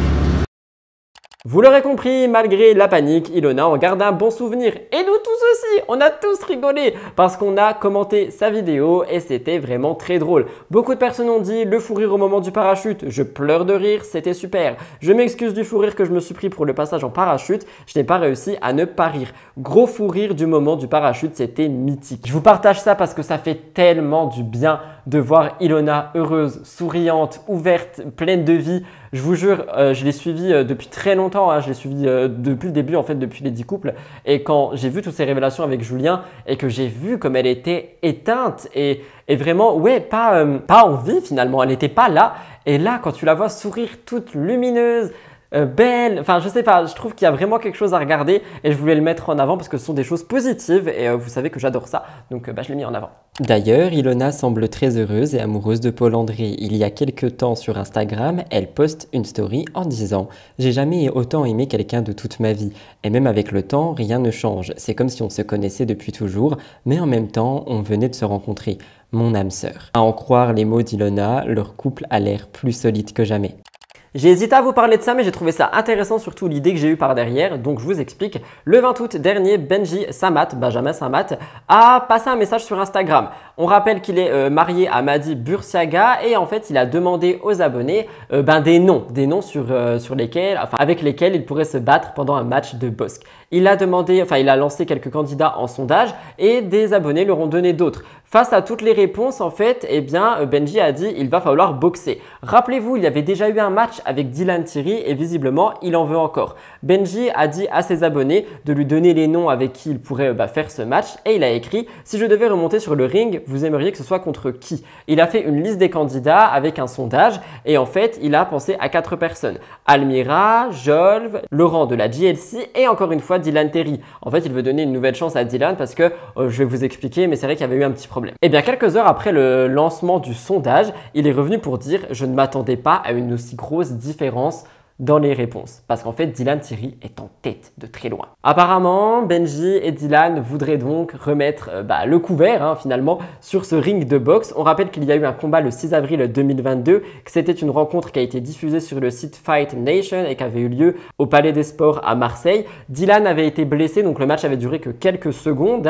et Benji avait été sacré vainqueur. Dylan avait dit « Le prochain combat avec Benji sera diffusé en direct sur une chaîne de télé ». Dans cette déclaration, il disait d'ailleurs que la salle serait plus grande, donc peut-être qu'ils avaient déjà prévu quelque chose finalement. Et suite au sondage de Benji, on peut se dire que peut-être il y aura un round 2. Honnêtement, il y avait beaucoup de gens qui s'étaient moqués de Dylan Thierry, mais il était blessé. Moi, j'avais trouvé ça horrible le fait de se moquer de lui. Bref, et je voulais aussi poser une question. Je ne comprends pas l'intérêt de ces matchs et je me dis que peut-être on pourrait mettre à profit des associations, des choses dans le genre, que ça pourrait être bénéfique ou positif pour des associations, des communautés ou j'en sais rien, mais juste essayer de rendre la chose plus intéressante que juste 2 personnes qui se battent. Je sais pas, vous me direz ce que vous en pensez, mais voilà, je voulais un petit peu vous expliquer. Je sais pas si vous regardez, mais L'amour est dans le pré saison 18 a recommencé. C'est une saison qui s'annonce être captivante. Ils ont eu 3,2 millions de téléspectateurs pour le retour et ça ne présage que du bon. À la fin du mois de janvier 2023, l'émission a diffusé les 14 portraits de L'amour est dans le pré. Un candidat, David, qui était un éleveur de vaches laitières originaire de Bourgogne, n'a reçu aucun courrier. J'ai trouvé ça super triste parce que je l'adore. Enfin, je le trouve vraiment chou et il a quelque chose à apporter, je pense. Et donc, la production avait décidé avec Karine Lemarchand de relancer un rappel pour remédier à cette situation. Et dans une vidéo publiée le 25 avril, le candidat réitère son souhait de participer à l'émission. Il dit « Qu'est-ce qu'on n'a pas assez montré ?» David dit « Le côté très joyeux quand je fais la fête et j'ai aussi un problème, je parle très vite. » Honnêtement, moi je le trouve adorable et j'ai trouvé ça super dommage qu'il n'ait pas de courrier parce que je pense qu'il pourrait vraiment rendre heureuse une femme. À côté de ça, on a aussi eu un petit coup de gueule de la part de Karine. Elle dit « Je suis énervée. On a un nombre de places limité. On engage des moyens, du temps, on vient tourner chez eux pour les aider à trouver l'amour et quelque part, ils ont pris la place de quelqu'un pour rien. » Et je réagis, en fait, c'est parce qu'il y a eu 2 désistements. Je parle pas de David qui n'a pas reçu de courrier, je parle d'autres personnes, il y a eu 2 désistements. Et c'est vrai que quand tu as une production et que dans ce genre d'émission, eh bien, tu t'organises vraiment en fonction des candidats. Et par conséquent, un candidat qui annule, eh bien, il prend la place de quelqu'un d'autre. Et personnellement, je trouve ça dommage. Baptiste, éleveur de brebis de 30 ans, a abandonné et il a dit qu'en fait, il s'est remis en couple avec son ancienne petite amie. Et Karine avait prévenu, elle avait dit que lors des portraits, il se peut que les ex réapparaissent. C'est l'appât du gain de la télé, on va dire. Et oh mon Dieu, c'est vrai que notre relation était belle, je t'appelle, on se remet ensemble. Généralement, c'est des relations qui ne durent pas. Quand elles durent, tant mieux. Et Karine avait prévenu, ne pas décrocher après un portrait, ton ex va te rappeler. À côté de ça, il y a un autre candidat qui passe pas inaperçu et c'est Patrice. En effet, avant les speed dating, il avait eu beaucoup d'angoisse parce qu'en fait, il n'a jamais eu de petite amie. C'est un candidat avec un handicap physique. Il est absolument pas handicapé mentalement. Tout est dans le physique. Il a, je crois, beaucoup de mal avec la partie droite de son corps. Il a du mal aussi à s'exprimer. Enfin, il y a beaucoup de choses. Mais c'est qu'un handicap physique et malheureusement, ça l'handicap, sans jeu de mots. Mais pour moi, Patrice, c'est un des plus touchants de cette émission. Ok, c'est pas le plus beau physiquement, mais on est dans l'amour et dans le pré encore une fois. Et je trouve qu'il a une beauté intérieure, il a tellement d'amour à donner. Et je trouve vraiment que c'est un beau candidat de par ce qu'il dégage et j'espère sincèrement qu'il se mettra en couple. Je suis à fond dans l'amour et dans le pré, hein, faut pas me demander. Quoi qu'il en soit, Patrice a beaucoup touché les téléspectateurs, on peut lire. Patrice est tellement chou, j'ai les larmes aux yeux. Il est si touchant, tout le bonheur du monde pour lui. Il est trop touchant, beaucoup trop gentil. Il a un cœur pur et une âme pure. Patrice, il me fait fondre, que personne ne brise son cœur. Tout le monde souhaite qu'il trouve l'amour, moi le premier. Et comme je vous le dis, genre l'amour et dans le pré, c'est vraiment mon émission préférée, je crois. J'ai découvert ça l'année dernière. Avant, je n'osais pas regarder parce que je me disais, mais non, c'est pour les vieux. Et ben vous savez quoi, j'ai décidé d'être vieux et j'adore l'amour est dans le prix. Si vous regardez, vous me direz, je vous ferai des actus au fur et à mesure sur cette émission. Moi, je vais pas vous mentir, je l'adore et je trouve qu'elle est tellement vraie et elle respire l'amour. D'ailleurs, pensez et petit cœur sur Karine Le Marchand que j'adore découvrir aussi au fil des émissions. Vous me direz si vous regardez, qu'en pensez-vous? Je vais placer un petit trigger warning, mais les plus jeunes, s'il vous plaît, évitez cette actu. Je pense que vous savez un petit peu de quoi on va parler avec la banderole.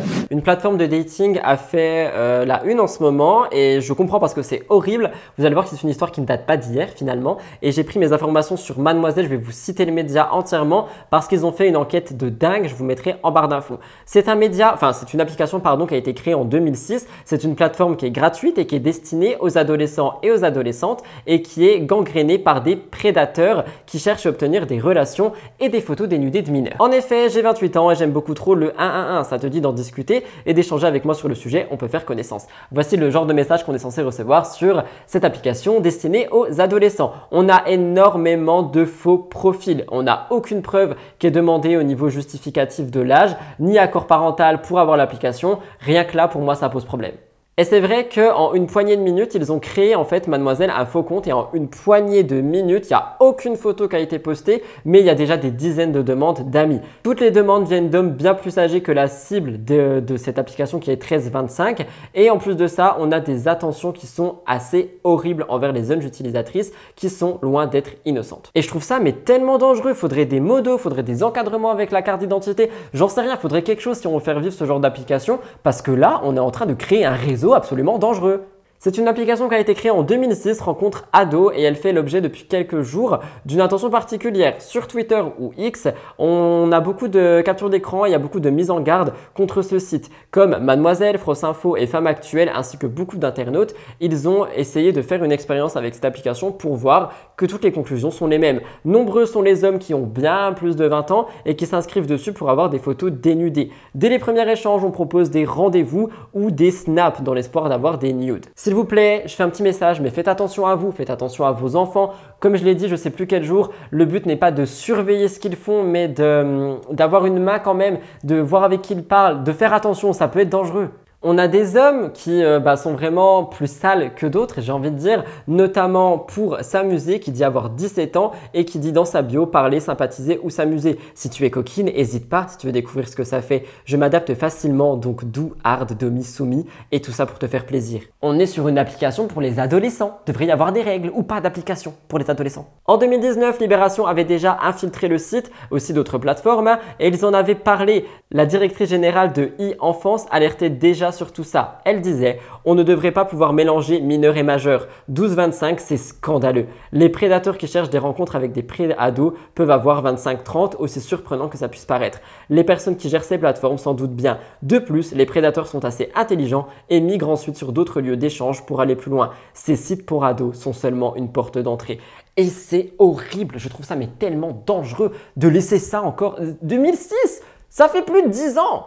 Bref, on a essayé de contacter en fait cette application via le formulaire de contact et ils ne veulent absolument pas répondre, ils ne veulent pas d'interview, ils veulent absolument rien. Par contre sur le site, on a vu une annonce de recrutement de modérateurs, mais visiblement ça suffit pas. On peut lire, cela a toujours existé, mais il est vrai qu'aujourd'hui les débats sur la vérification d'âge des utilisateurs devraient être une priorité gouvernementale. Le problème est toujours le même, comment éviter que des personnes malveillantes puissent être en contact avec des mineurs sur internet. En attendant une réglementation de ces sites, peut-être il faudrait les supprimer ou les suspendre parce que c'est super dangereux. Pour aider, je vous dirais qu'il ne faut pas hésiter à contacter l'association e-Enfance qui a mis en place un numéro national gratuit le 3018 pour répondre aux questions des parents et guider le mieux que possible pour les usages numériques. S'il vous plaît, faites attention à vous-même et à vos enfants si vous êtes parents. Gardez un œil sur les sites sur lesquels ils vont, les applications qu'ils téléchargent sans espionner. Laissez-leur évidemment leur propre vie privée, mais gardez un œil. Une nouvelle par rapport à cette application Rencontre Ado. Le 24 août au matin, l'application a disparu du Play Store, du Google Play Store. En effet, c'était le seul magasin où l'application était disponible. Celle-ci n'était pas sur l'App Store et désormais, elle n'est même plus sur Google Play. Les choses commencent à bouger. Nous avons eu des informations complémentaires concernant Poupette Kenza. Je voulais donc faire un petit point avec vous. Officiel.fr a fait un débrief de son été. Je vous propose de tout retracer ensemble. L'été de Poupette Kenza a été riche en événements marquants. En juin, tout commence. Un pic de Booba la désigne comme un démon et ça a fait surface sur les réseaux sociaux. Quelques jours plus tard, elle diffuse une vidéo sur Snapchat qui parle de Alan qui a été mêlé aux émeutes, il avait vraiment fait des trucs, je ne vais pas raconter, mais bref, Poupette a vu son compte être suspendu. Plus récemment, elle annonce s'installer à Dubaï avec ses enfants. Alan et Poupette mettent fin à leur relation. Au départ, c'était plutôt calme et finalement, il y a eu beaucoup de tensions. Et depuis, tout ce dont on parle, c'est la vie amoureuse de Poupette. Cette séparation, tout le monde l'a vécue et elle était déchirante. On a eu des réactions de Poupette suite aux révélations de plusieurs personnes qui disaient que Alan l'aurait trompé, qui ont intensifié tout ça. Il y a eu un début de rupture qui était vraiment calme, mais après c'est parti en guerre. Et Poupette Kenza avait vraiment hurlé sur les réseaux sociaux. Elle avait fait des stories qui étaient vraiment très touchantes pour le coup. Et moi personnellement, ça m'avait beaucoup touché. Je ne vais pas remettre toutes ces stories où elle pleure par respect pour elle. Tout le monde les a vues 1 milliard de fois. Mais elle disait « Je n'arrive pas à m'en remettre, je n'arrive pas à m'en remettre. Non, non, non, je suis brisée, je suis choquée. Comment tu peux faire ça à la mère de tes enfants ?» Et pour toutes les personnes qui disent que je n'aime pas Poupette Kenza, il faut arrêter avec ça. Je réagis juste en fonction des actus qu'il y a. Quand quelqu'un vit un deuil, peu importe lequel qu'il soit, là on parle d'une rupture, quand quelqu'un vit quelque chose de dur, quand quelqu'un vit une période compliquée, qu'elle s'affiche sur les réseaux ou pas, c'est pas mon problème, je m'en fous complètement. Le problème est que, en fait, il y a beaucoup de gens qui n'arrivent pas à distinguer les choses. On parle de quelqu'un qui vient de divorcer, qui a des enfants, et qui va littéralement vivre de ça avec quelques traumas, tu vois. Et par conséquent, les gens qui disent que je l'aime pas et que je fais que la descendre, même quand je dis qu'elle est triste, enfin, au bout d'un moment, il faudrait peut-être balayer devant sa porte parce que si on pense comme ça, c'est qu'on a un problème aussi. Et je suis désolé d'être super dur, mais honnêtement, j'ai pris la défense de Poupette Kenza plus d'une fois au cours de mes émissions. Je l'ai aussi critiqué parce qu'il fallait le faire, mais j'ai aussi pris sa défense. Et là, je suis encore en train de le faire et on va venir me dire que je la déteste, sans raison. Alors que j'aurais pu faire comme tout le monde et la mettre en train de pleurer sur des miniatures et mettre ses stories à rallonge encore et encore de partout pour faire des vues et du buzz. Mais non, je ne suis pas comme ça, je vous le raconte juste. Je suis désolé, c'est une mise au point dans une actu, mais c'est vrai que ça me blesse en fait au bout d'un moment de voir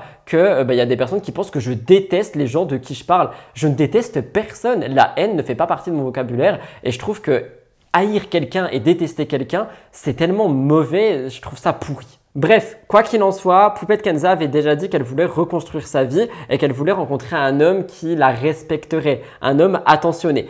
Et bien récemment, sur une publication, je vais vous expliquer. En effet, elle poste une photo où elle écrit « À notre bonheur, ma fille et notre nouvelle vie à Dubaï ». On voit Poupette et sa fille très souriantes, c'est des photos qui sont magnifiques, mais regardons d'un petit peu plus près. En arrière-plan, on voit également un homme. Mais qui est-il, ce jeune homme portant son fils? Eh bien, des rumeurs circulent à son sujet. Il se nommerait Ahmed et il serait souvent en compagnie de Poupette Kenza. Apparemment, elle aurait pu déjà refaire sa vie. Je vais réagir, peut-être que c'est un ami, peut-être que c'est un soutien, peut-être qu'effectivement c'est un flirt, peut-être que ça expliquerait le comportement qu'elle avait la première fois à Dubaï. Là, vous saviez, elle s'apprêtait beaucoup, elle sortait beaucoup, elle faisait la fête, elle avait l'air heureuse. Peut-être qu'elle avait déjà rencontré Ahmed ici. Je ne sais pas. Je vous laisserai me dire ce que vous en pensez. Encore une fois, pour réagir en totalité sur cette actu, que ça plaise ou non, elle passe par une période compliquée, donc j'envoie tout mon courage et mon amour à Poupette Kenza.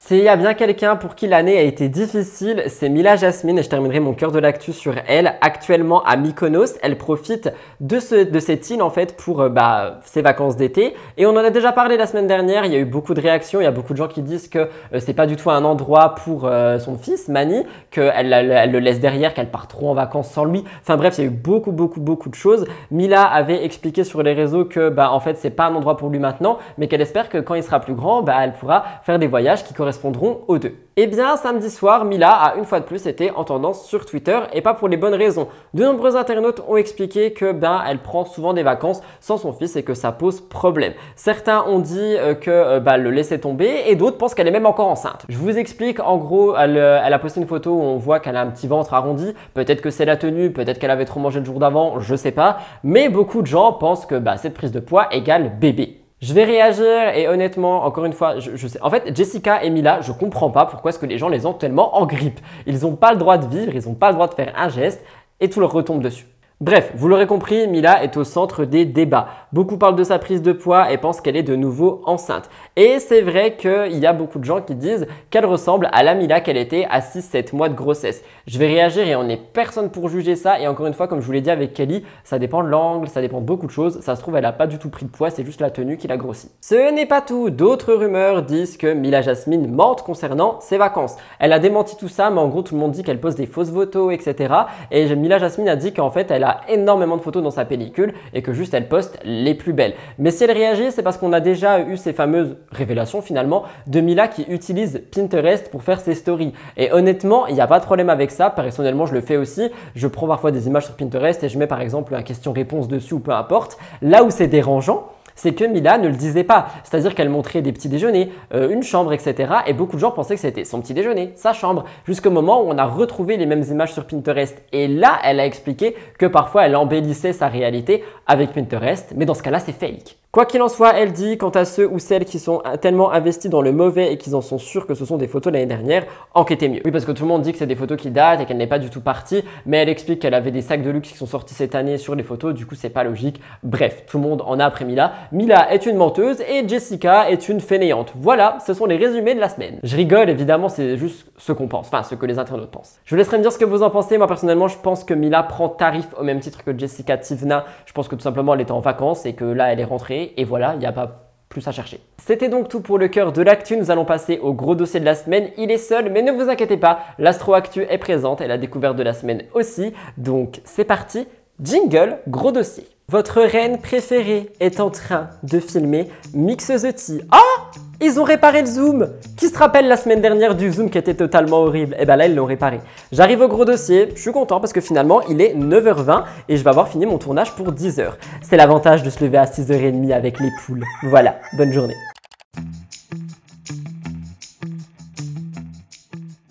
Pour le gros dossier de cette semaine, je place un énorme trigger warning. On va parler de la violente bagarre qu'il y a eu lieu dans ce fameux club avec Adé Laurent, Ahmed Taï, etc.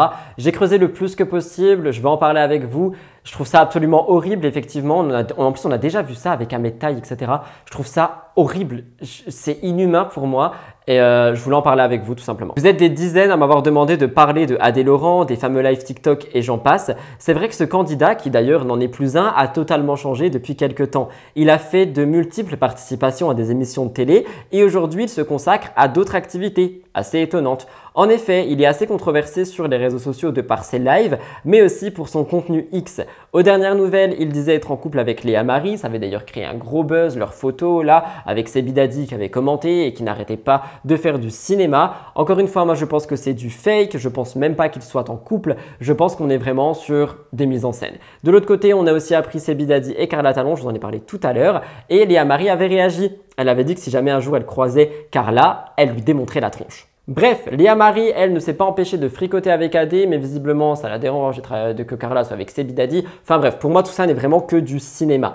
À côté de ça, Adé Laurent a récemment pris part à une violente bagarre en boîte de nuit. En effet, il était accompagné de Ahmed Taï, qui est donc l'ex de Sarah Frézou, et les deux hommes se sont battus avec un autre groupe de personnes. La scène a été filmée et postée sur Twitter en premier lieu par le blogueur Aquababe. Et le moins qu'on puisse dire, c'est que les images sont extrêmement choquantes. Je replace un trigger warning. La vidéo est choquante, je vous laisse regarder.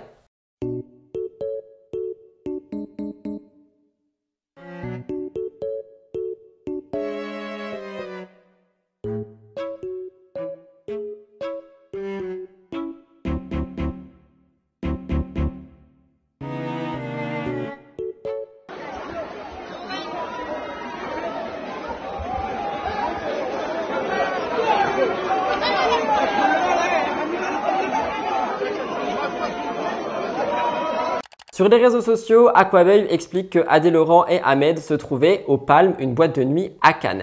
C'est une soirée qui était en train de battre son plein et les deux candidats et leurs amis se seraient embrouillés avec Yomi Denzel, un entrepreneur suisse qui est connu pour des formations en ligne. Ouais, rien que là, ça sent pas bon. Très vite, les choses seraient parties en cacahuète et tout le monde aurait commencé à se battre, à tel point où les femmes autour aussi auraient été blessées. D'ailleurs, sur les images, on découvre une des femmes avec le visage en sang. Elle a porté plainte, on va y revenir. C'est une séquence qui a vraiment été choquante et troublante. Toujours selon Aquababe, l'établissement aurait décidé de fermer ses portes suite à cette altercation. Pour l'heure, enfin du moins au début, aucun candidat avait réagi. Vous allez voir, ils ont tous réagi. Je trouve ça tellement mauvais et en fait, ça fait froid dans le dos et c'est des choses qu'on voit souvent avec certains candidats, candidates.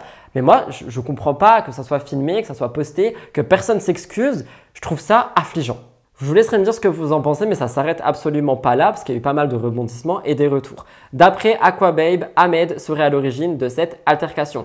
Le jeune homme aurait manqué de respect à la copine de Yomi. D'ailleurs, concernant la femme en sang, elle aurait porté plainte. Sur Twitter, Aquababe dévoile un extrait de la plainte sur laquelle on peut clairement lire qu'elle met en cause Yomi et Ahmed. Elle raconte qu'un ami d'Ahmed aurait jeté des bouteilles sur les personnes qui étaient autour de lui. Elle aurait reçu une bouteille en pleine face, elle serait tombée au sol, elle aurait été choquée, mais c'est pas le pire. Dans un autre tweet, Aquababe confirme qu'une femme aurait perdu un œil. Je sais pas si c'est vrai, mais si c'est le cas, c'est horrible. Je réagis quand même, hein, ce sont des rumeurs, informations à prendre avec des pincettes, qu'il y ait eu des dépôts de plainte ou quoi montrés, on sait pas s'ils sont vrais. Mais si c'est vrai, c'est grave. Face à cette polémique, Ahmed affirme qu'il n'était pas présent lors de la bagarre. Il dit lui-même qu'il n'a rien à voir avec cette affaire, ni avec les blessures occasionnées. Malheureusement pour lui, on l'a vu dans la story de la semaine, Aquababe a montré qu'il était bien là et surtout, Adé Laurent a contredit cette version. Lors d'un live sur TikTok, il revient sur cette polémique, il explique qu'il n'est pas quelqu'un de violent, mais qu'il a des amis qui ne sont pas des enfants de cœur. Il confirme la version d'Aquababe, selon laquelle Ahmed aurait tenté une approche auprès de l'ami de Yomi. Les deux hommes auraient commencé à se disputer, puis on serait venu aux mains et notamment, il y aurait eu cette bagarre. Adé Laurent aurait voulu défendre son ami et il reconnaît que même si lui il n'a rien fait, sa bande de potes qui étaient tous alcoolisés se sont tous mêlés à cette altercation et on a donc eu cette grosse bagarre filmée. Adé explique de son côté qu'il a préféré quitter les lieux lorsque les choses auraient commencé à déraper. Il fait passer un message de soutien à la jeune femme qui est blessée et il s'en veut énormément de la tournure des événements. Je vous laisse regarder. Donc j'étais à la boîte du coup avec mes potos et tout. J'étais en mode détente, etc. Et du coup, vous savez, hein, quand on est en boîte de nuit, il y a toujours plein de filles avec nous, il y a toujours plein de meufs, plein de potos, etc. Et du coup, c'est festif. Moi, je suis un mec, je m'embrouille jamais. J'ai peut-être des potes qui sont un petit peu plus nerveux, d'accord, des potes de Paris, des potes de un peu partout. Et du coup, ce soir-là, j'étais avec des potes un peu de Paname, des mecs, pas des enfants de cœur, quoi. Entre guillemets, des potos qui sont assez vieux, qui sont dans le game, quoi. T'as compris?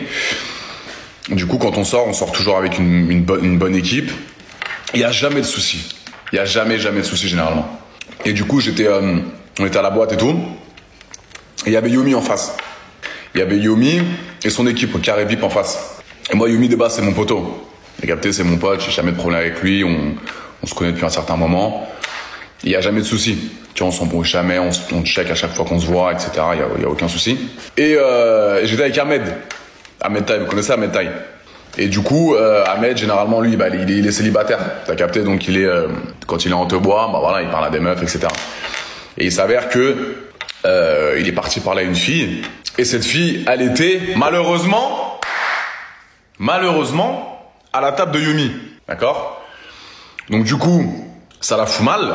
Tu parles à une meuf qui est pas censée parler à cette meuf parce que justement, elle est dans la table du poteau d'en face. Et du coup, Ahmed l'a interpellé un petit peu en mode « Eh ma puce, tu viens à la table ou pas? C'est comment ?»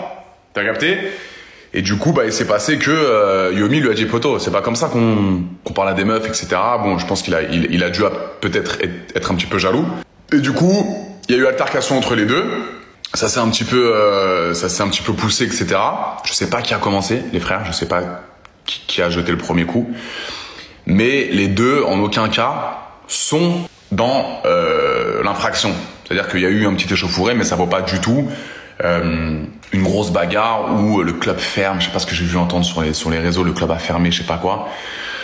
Ahmed a rien fait. D'accord? Ahmed a strictement rien fait. Yomi non plus. Donc arrêtez de décrire des trucs de... J'ai vu des trucs sur les réseaux de malades. Adrien, Laurent, Yomi, Denzel. Une grosse bagarre a éclaté, ils ont dû fermer le club. C'est pas du tout ça. Vraiment pas. Pour réagir, honnêtement, quand j'entends AD, je me dis qu'il est sincère. J'espère que peut-être il n'a rien à voir là-dedans. Que Ahmed, je pense par contre qu'il est mêlé. Il était dedans, pur et dur, ça s'est vu sur les images. Et je pense que peut-être AD a de vrais remords. Je ne sais pas. Je ne connais pas le personnage. Moi, je ne vais pas vous mentir. Quand je sens cette personne, parce que vous savez, je suis quelqu'un qui ressent beaucoup les choses par rapport aux gens. Parfois, je me trompe. Et croyez-moi, je me suis bel et bien trompé ces dernières années. Mais quand je vois AD Laurent, je me dis que... Il n'y a pas de méchanceté en lui. Je ne sais pas pourquoi, c'est ce que je pense. Je crois qu'il y avait eu des problèmes dans le passé avec Elsa, mais je pense qu'aujourd'hui, c'est quelqu'un qui essaye d'être quelqu'un de bien. C'est du moins ce que je pense. Après, ça n'empêche en rien ses lives problématiques, hein, et ça c'est autre chose, c'est différent. Et le contenu X, je ne veux même pas le placer là-dedans, c'est pas parce que tu fais du X que tu es méchant, mais j'ai l'impression que c'est quelqu'un de bien, c'est mon avis. Je vous laisserai me dire ce que vous pensez de toute cette histoire, mais c'est vrai qu'elle a remué Internet et que, effectivement, je voulais en parler avec vous.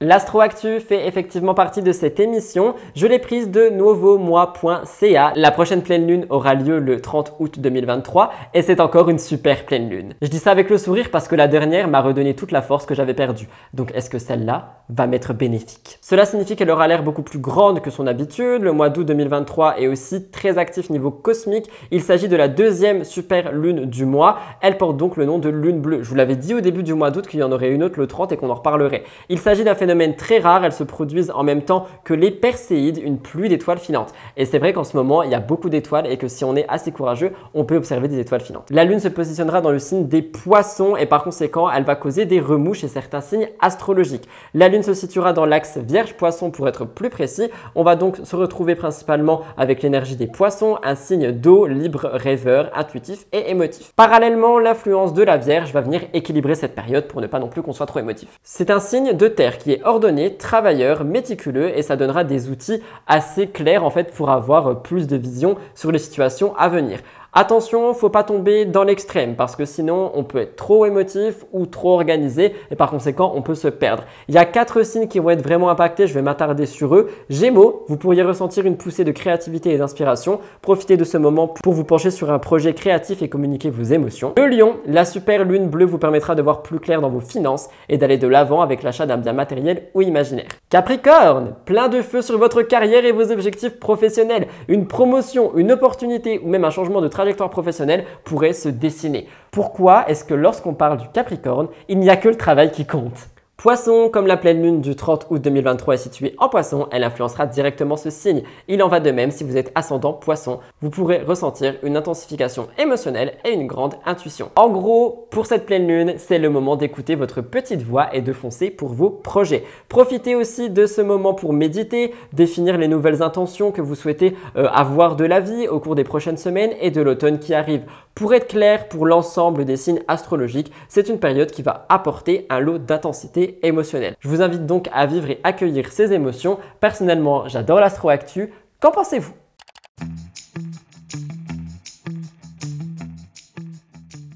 Pour la découverte de la semaine, aujourd'hui je vous parle de Gaëlle Garcia Diaz. Elle est revenue en force sur YouTube avec une vidéo concept. Elle est avec Natou, je sais plus le nom exact de la vidéo, mais c'est un petit peu comme ce dont je vous parlais avec Darko. Tu réponds ou tu manges. La différence c'est que là les plats sont à découvert, que j'aime beaucoup les couleurs, l'ADA, le fait que la table tourne, qu'on ait un chef, les invités, donc Gaëlle et Natou qui sont quand même amis, qui ont une belle complicité, ça se ressent à l'écran. Je trouve que c'est une vidéo qui était vraiment intéressante, qui était très drôle, divertissante, j'ai pas vu le temps passer et je pense que c'est le début d'un nouveau concept qui va pouvoir en ravir plus d'un.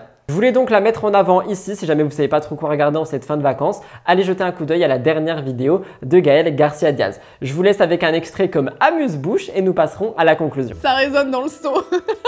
Meuf, premier degré, j'ai vomi, ouais. T'as vomi? J'ai remis de ouf. Et si on mettait le seau à la place d'un plat? Et on doit le goûter. Par contre, c'est du thon cru, c'est pas du en boîte. Tu veux juste le renifler? Vas-y, vas-y. Ça me choque pas plus que ça. Mais meuf, tu sens rien, c'est pas possible. Vas-y, prends une gorgée, juste pour le kiff. Tu sais quoi? Je vais te poser une question qui est très drôle. En tant qu'influenceuse, tu as déjà reçu quelques colis presse depuis les débuts de Martin Cosmetics. Oh. En En as-tu déjà revendu pour arrondir tes fins de mois? Toi ou quelqu'un de ta famille? Oh, c'est marrant que tu me parles de ça. Il s'avère qu'un jour, j'ai reçu une palette. Pas juste une palette. L'énorme colis presse oui, qui me coûte 150 € pièce. Il s'avère que j'ai déjà toutes les palettes. Tu me les envoies à chaque fois. Ah, je oui, les utilise. Je me maquille très peu au quotidien. Ouais, donc j'ai eu la bonne idée de donner le pack à ma mère. Je lui ai dit, tiens maman, fais-toi plaisir, il y a du marron, il y a des couleurs qui te scieront à merveille. Et qu'a fait ma mère? Elle l'a mis sur Vinted. Et encore une fois, évidemment, bravo Gaël et bravo son équipe pour ce genre de création de contenu. Eh bien, voilà tout le monde, c'est donc tout pour votre émission sur le thème Mystical, l'émission qui est revenue sur toutes les actualités télé et autres qu'on a pu découvrir cette semaine. J'espère que celle-ci a pu vous intéresser et vous plaire. Si c'est le cas, n'oubliez pas de liker en masse pour atteindre les 1000 likes. On l'a fait 3-4 fois, je crois, ces derniers mois. Je sais qu'on peut le refaire. N'oubliez pas de liker, ça prend un clic. Vous êtes 30 000 à regarder, il n'y a même pas 1000 likes. En vrai, moi, je trouve ça super blessant parce que je me dis qu'on prend même pas la peine, tu vois, de le faire, alors que ça aide tellement les créateurs de contenu. N'oublie pas de commenter avec le hashtag MTT et l'emoji de la semaine qui est donc la boule de cristal. Vous pouvez aussi vous abonner à cette chaîne si vous voulez me soutenir. On stagne un peu au niveau des abonnés, mais honnêtement, moi c'est pas grave, je préfère des gens qui rejoignent ma communauté et notre famille et qui ont envie d'être là. C'est surtout au niveau des likes que ça me blesse beaucoup parce que je me dis, mais vous regardez, vous ne likez pas. Si personne regardait encore, je veux bien, mais vous regardez quand même. Mais quoi qu'il en soit, on n'arrête pas là. On n'hésite pas à s'abonner si jamais vous voulez me soutenir. Rejoignez-moi sur les réseaux sociaux si vous voulez discuter.